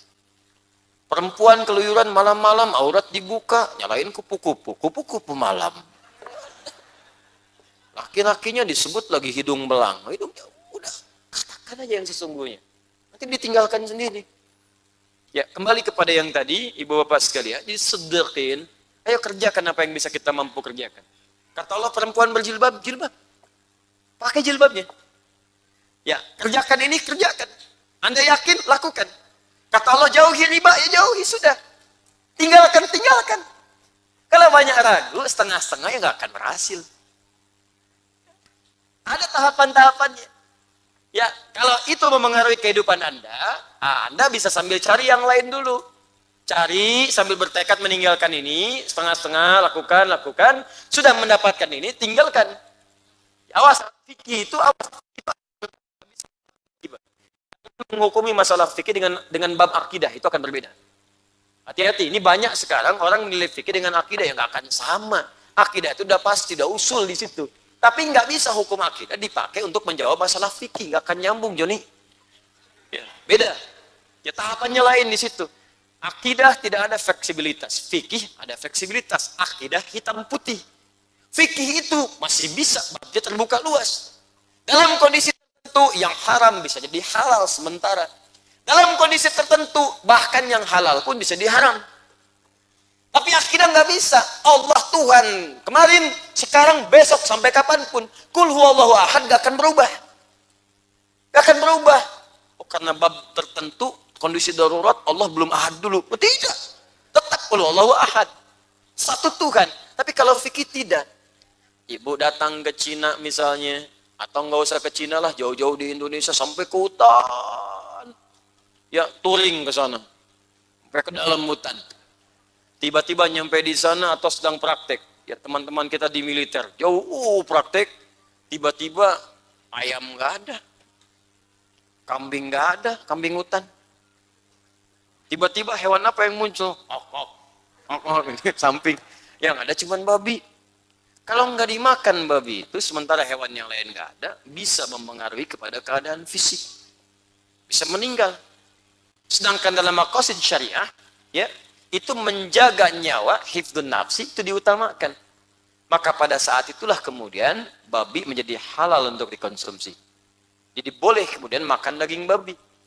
Ya, kalau babinya tidak, potong dulu. Ya, sembelih, potong, masak, baru makan.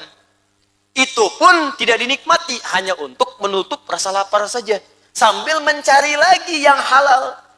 Ini bukan dinikmati, enak juga ya, iya. Bukan. Haram dia. Kalau seperti itu haram. Dimakan untuk menghilangkan mafsadat pada saat itu, supaya laparnya hilang. Sambil itu mencari kemudian hewan lain yang dihalalkan. Begitu ketemu ayam, sudah selesai. Babinya haram. Yang dimakan sekarang apa? Bukan daging ayam. Makan ayam bagaimana dimakan? Sembelih, Ya, masak, kemudian baru makan.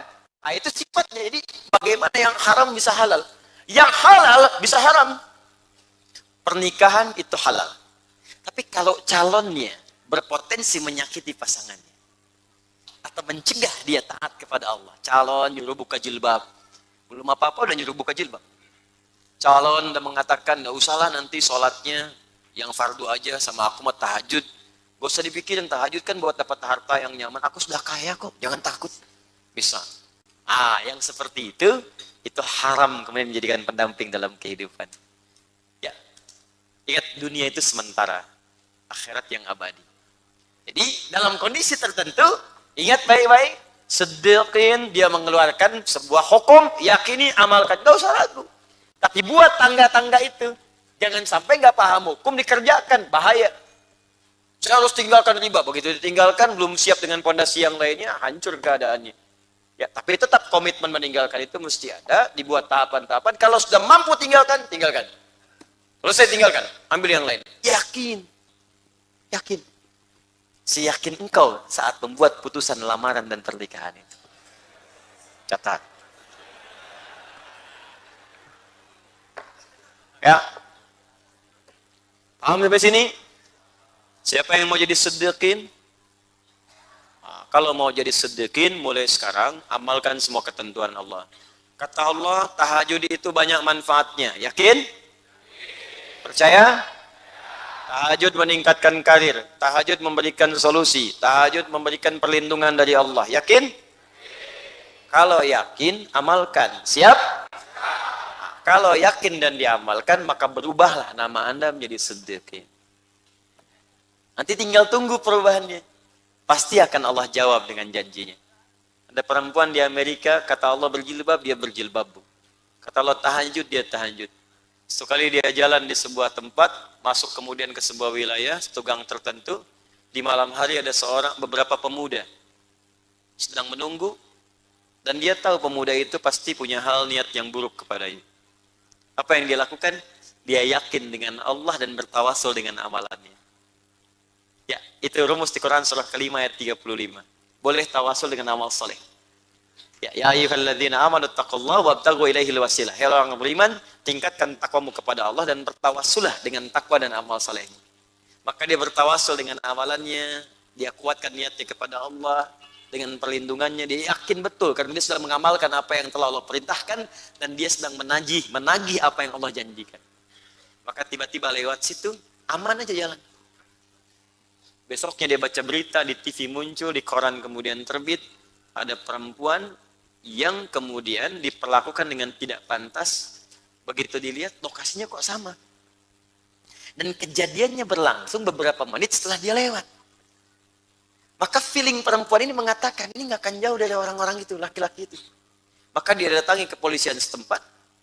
Kemudian dia sampaikan, dia pengen tahu di mana ininya. Korbannya ditanyakan gini.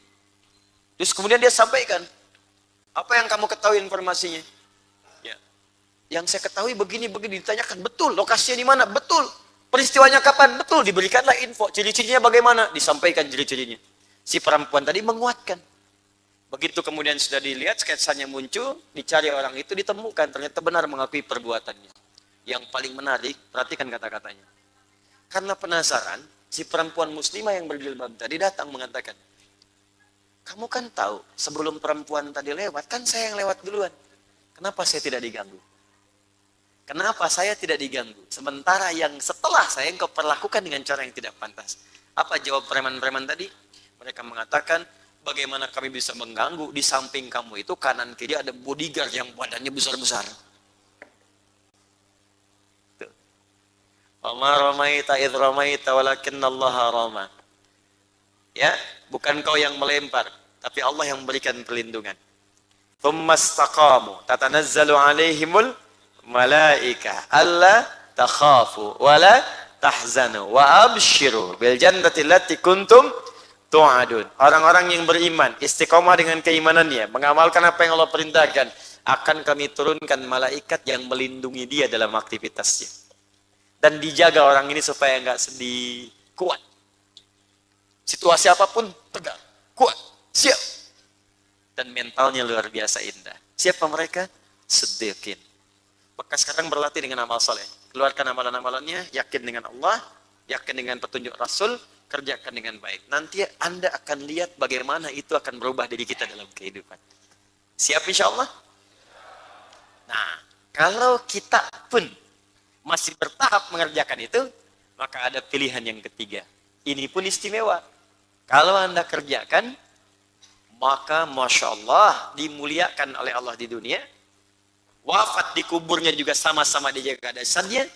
Dan di surga pun ditempatkan di tempat yang sangat luar biasa. Ini golongan syuhada. Siapakah syuhada itu? Apakah hanya orang yang berperang di jalan Allah, lantas orang-orang kemudian pergi ke medan perang, pergi keluar, bahkan keluar Indonesia dan sebagainya? Atau yang dimaksud syuhada ini, ada amalan-amalan lain yang bisa kita maksimalkan, bahkan tak sadar apa yang sedang kita kerjakan pun ternyata itu bagian dari amalan para syuhada. Siapa mereka? Bagaimana amalnya?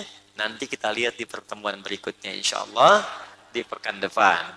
Nah, sebelumnya ada yang istimewa malam ini. Teman-teman sekalian, saya ingin informasikan berita gembira.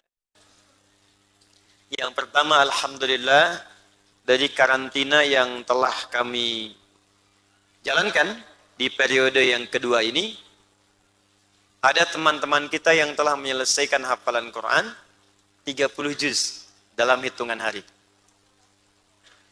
Di Ikhwan ada Muhammad Hafiz Habibullah.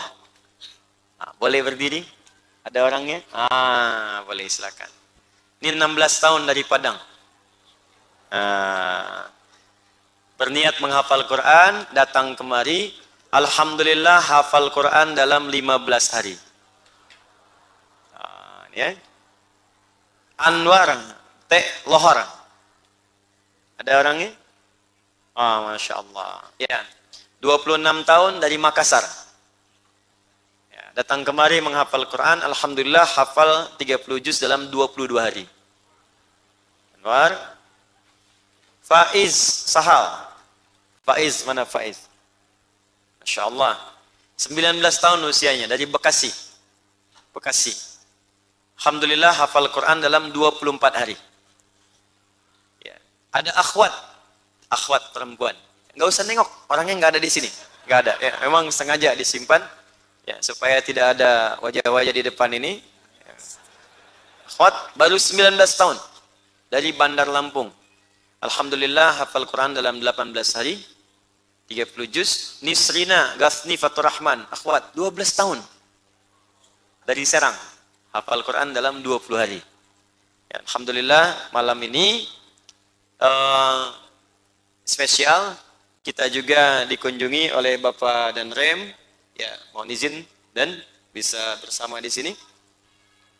Ya, Bapak Susilo, ini dan Rem yang beliau membina, mengawasi dan juga membimbing 5 wilayah. Tadi 5 wilayah di Bekasi ini. Boleh pinjam mic-nya lagi? Ada mic? 5 wilayah di Kabupaten Bekasi, Kota Bekasi, Depok, Jakarta Timur, dan Jakarta Selatan. Ya. Dan beliau juga termasuk yang senang mengaji. Masya Allah ya. Silakan, dan ini dari kecil mengaji. Ya, ikut dan ya, sama tamat, Masya Allah. Anda bayangkan tuh dari mengaji, dan saya spesial, tapi ini rahasia kami saja berdua di sini, karena saya tahu beliau akan datang, maka saya pun juga meminta kepada guru yang pernah mengajarkannya untuk hadir. Tapi ini spesial kami saja di sini. Malam ini saya senang ya karena beliau datang dan berkunjung, bahkan Masya Allah hadir juga dengan seragam yang masih lengkap beliau kenakan. Dan mudah-mudahan kita doakan seragam ini akan menjadi saksi di hadapan Allah Subhanahu wa taala ya atas perjuangan beliau menjaga bangsa, ya, menjaga negara, dan juga saat yang bersamaan untuk beribadah kepada Allah Subhanahu wa taala. Kita doakan ya, kalau ada menyimak saat ini Pak Panglima, ini di antara prajurit yang terbaik yang kami dapati saat ini, dan mudah-mudahan kita berdoa kepada Allah, karirnya juga dilancarkan oleh Allah dan bisa berkontribusi positif, ya, kontribusi positif khususnya untuk bangsa dan negara insyaallah. Ya, takbir. Sebelum beliau menyampaikan sesuatu, saya ingin beliau memberikan dulu ya penghargaan khusus kepada teman-teman ini yang tiga. Saya khusus berikan satu plakat yang tidak pernah saya berikan kepada sebelum-sebelumnya, dan plakat ini langsung akan diserahkan oleh Bapak Danrem, Bapak Susilo kepada adik-adik kita ini. Ya. Dipersilahkan, dan sebelumnya kalau mic-nya nggak usah dikasihkan nanti. Yang satu-satu, silakan. Izin satu-satu. Mas Fadil dipegang satu-satu. Satu yang ini dulu. Nah, silakan. Boleh dibuka kalau mau. Ada isinya enggak? Masya Allah, ya. Quran, Sunnah, Solution. Baik. Silakan selanjutnya. Baik, yang ini Anwar Tek Lohor. Ya, belum asar. Dari Makassar. Ya, Masya Allah. Kemudian Faiz Sahal. Faiz. Atau kebalik ini yang Faiz. Oh itu ya, Faiz. Faiz dari Bekasi, 19 tahun. Masya Allah, 24 hari hafal Quran. Baik, sudah menikah? Belum ya? Insya Allah ya. Ini seluruhnya, baik, yang sedang menghafal ada 19 ya. Untuk ikhwan yang sekarang selesai ini belum selesai 30 hari, sekarang masuk hari ke-22, dua perempuan. Baik. Oh, Masya Allah. Ini Danrem luar biasa nih. Beliau ingin memberikan tambahan, Ustaz, plakat kurang lengkap. Saya ingin berikan khusus dari saya, satu orang mendapatkan 2 juta rupiah. Masya Allah, ini luar biasa. Takbir. Baik, kalau begitu saya pun ingin berikan hadiah kepada Danrem. Ya, supaya lengkap kita. Karena ini menghafal Quran, pasti ada mushaf. Saya pun ingin berikan hadiah kepada Danrem. Danrem membawahi 5 kodim, Pak ya. Seperti tadi, baik masing-masing kodim saya berikan hadiah 200 mushaf. 1.000, dan untuk koremnya di bawah 500. Jadi kita berikan 1.500 mushaf insyaallah, yang mudah-mudahan bisa digunakan untuk aktivitas keseharian insyaallah. Ya, dan spesial untuk Danremnya nanti ada satu waktu khusus yang saya berangkat untuk menunaikan ibadah umrah.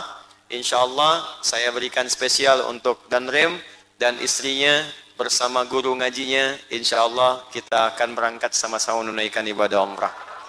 Baik. Ya, kalau mau bayar juga boleh. Ya, spesial. Nanti ada waktu kita berangkat di sesi yang selanjutnya. Tapi nanti penghafal Quran tentu tunggu saja. Insyaallah nanti ada berita baik yang sedang kita sesuaikan. Sementara itu yang saya sampaikan, antum tetap murojaah. Karena ini baru tahap pertama. Tahap kedua di murojaah, tahap ketiganya dengan nomor. Karena nanti alumni karantina itu kita desain hafal Quran bukan cuma hafal, tapi nanti dengan nomornya, dengan letaknya di musnad, dan terakhir nanti kalau berprestasi kita kirimkan keluar untuk kuliah kita. Ya, sekarang ada yang kuliah di Sudan, yaitu alumni yang kembali, ya ada yang di Istanbul, ada kemudian juga yang di Mesir. Insya Allah kita kirimkan dan lihat siswa-siswa. Ya, kalau anda mau ikutan silakan menghafal. Ada yang 64 tahun juga ada. Ya, 64 tahun. Nenek 64 tahun itu. Ada yang 43 tahun. Ada yang 40 tahun. Ya, tapi itu menghafal saja. Kalau kuliah mungkin sudah lewat waktunya. Baik, itu insya Allah nanti anda akan lihat bagaimana ketika 43 tahun, 40 tahun, 63 tahun bisa hafal 3 krisis, maka anda ada di mana pada saat itu. Baik, kita berikan barangkali waktu jika ingin menyampaikan sesuatu dan cukup. Baik, silakan dipersilakan kembali ke tempat masing-masing. Mana teman-teman musyawarah?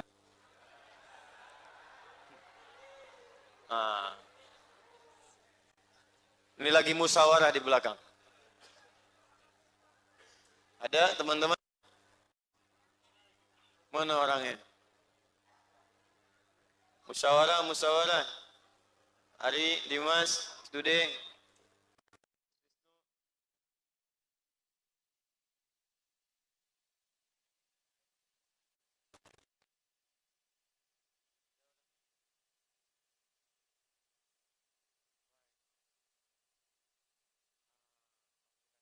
Sama kita, ini Mas Dude. Ini Mas Dimas Seto. Ayo, salam wabarakatuh. Mana lagi? Mas, sini Mas. Nih. Ini. Debu. Ini Mas Ari. Ya, masih untung alhamdulillah. So, teman-teman sekalian, seperti saya pernah sampaikan, teman ini boleh maju ke depan, silakan. Insya Allah teman ini selalu istiqomah dan kita doakan istiqomah juga sampai saat ini cukup terus untuk berbuat baik, dan teman-teman ini selalu bikin program ya sekiranya bisa menginspirasi teman-teman bisa berubah setahap demi setahap untuk bisa lebih baik. Alhamdulillah kemarin teman-teman berangkat ke yang di Lombok ya, kemudian ke Palu, terakhir kemarin kemana? NTB ya? Baik, di Pontianak, di Jambi ya, jadi membawa pesan-pesan, kebaikan-kebaikan, kemudian perubahan-perubahan. Saya ingin tunjukkan bagaimana, Masya Allah, ini teman-teman kalau percaya nggak percaya, mereka menghafal Quran juga. Betul, saya serius. Mas Adi, sini, Mas Adi. Sini.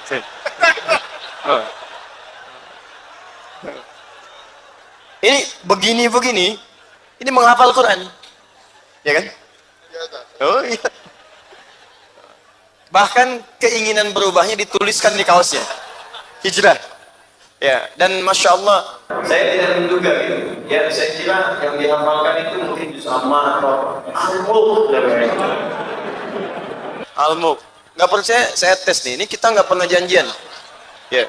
Atau mau dengan Amil sambung ayat. Afwan Ustaz, kalau sama Amil saya takut umroh lagi Ustaz. Oh, Al-Mulk, Mas. Bismillah. A'udzu billahi minasyaitonir rajim. Bismillahirrahmanirrahim. Tabarakalladzi biyadihil mulku wa huwa ala kulli syai'in qadir. Insyaallah. Alladzi khalaqal mauta wal hayata liyabluwakum ayyukum ahsanu amala wa huwal azizul ghafur. Insyaallah. Cukup sebentar. Cukup. Masya Allah, luar biasa. Ya, bahkan Al-Kahfi juga menghafal. Betul. Gak percaya, Mas? Al-Kahfi. Bismillahirrahmanirrahim. Alhamdulillahilladzi anzala 'alal abdihil kitaba wa lam yaj'al lahu 'iwaja. Masya Allah. Terus? قيما لينذر بأسا شديدا من لدنه ويبشر المؤمنين الذين يعملون الصالحات أن لهم أجرا حسنا. Masya Allah. صدق الله.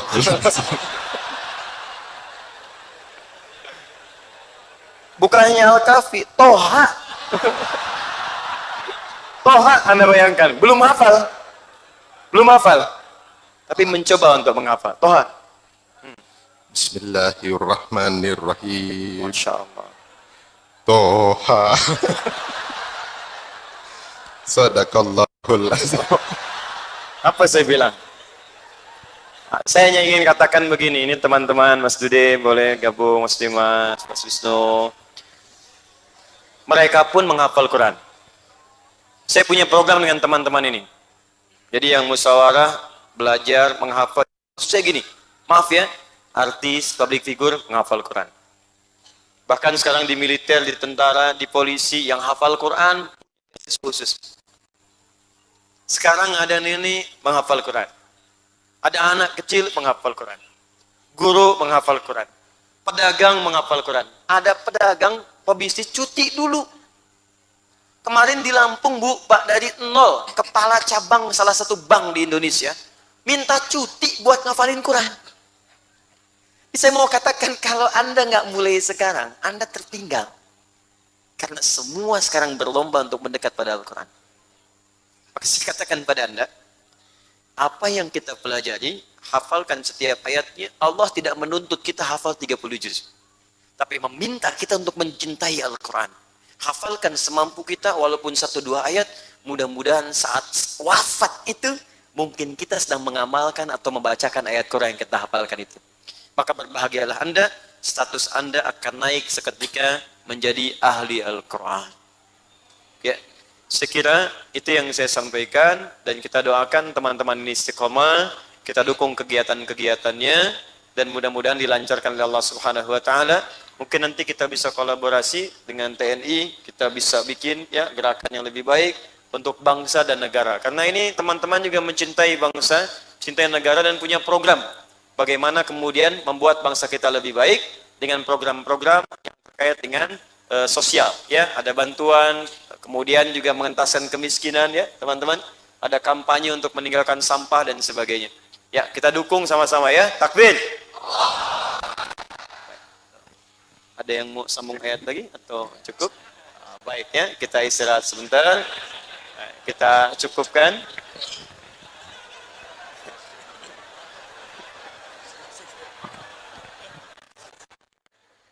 Sudah? Baik. Karena yang bacakan Mas Ari bisa maju dengan saya di sini. Silakan. Saya tidak pernah menempatkan seseorang di kursi ini kecuali dalam kondisi yang sangat spesial. Untuk Mas Ari malam ini karena sudah menghafal Al-Kahfi dan juga menghafalkan tadi Masya Allah, Toha dan sebagainya, maka ini sangat luar biasa bagi kita semua.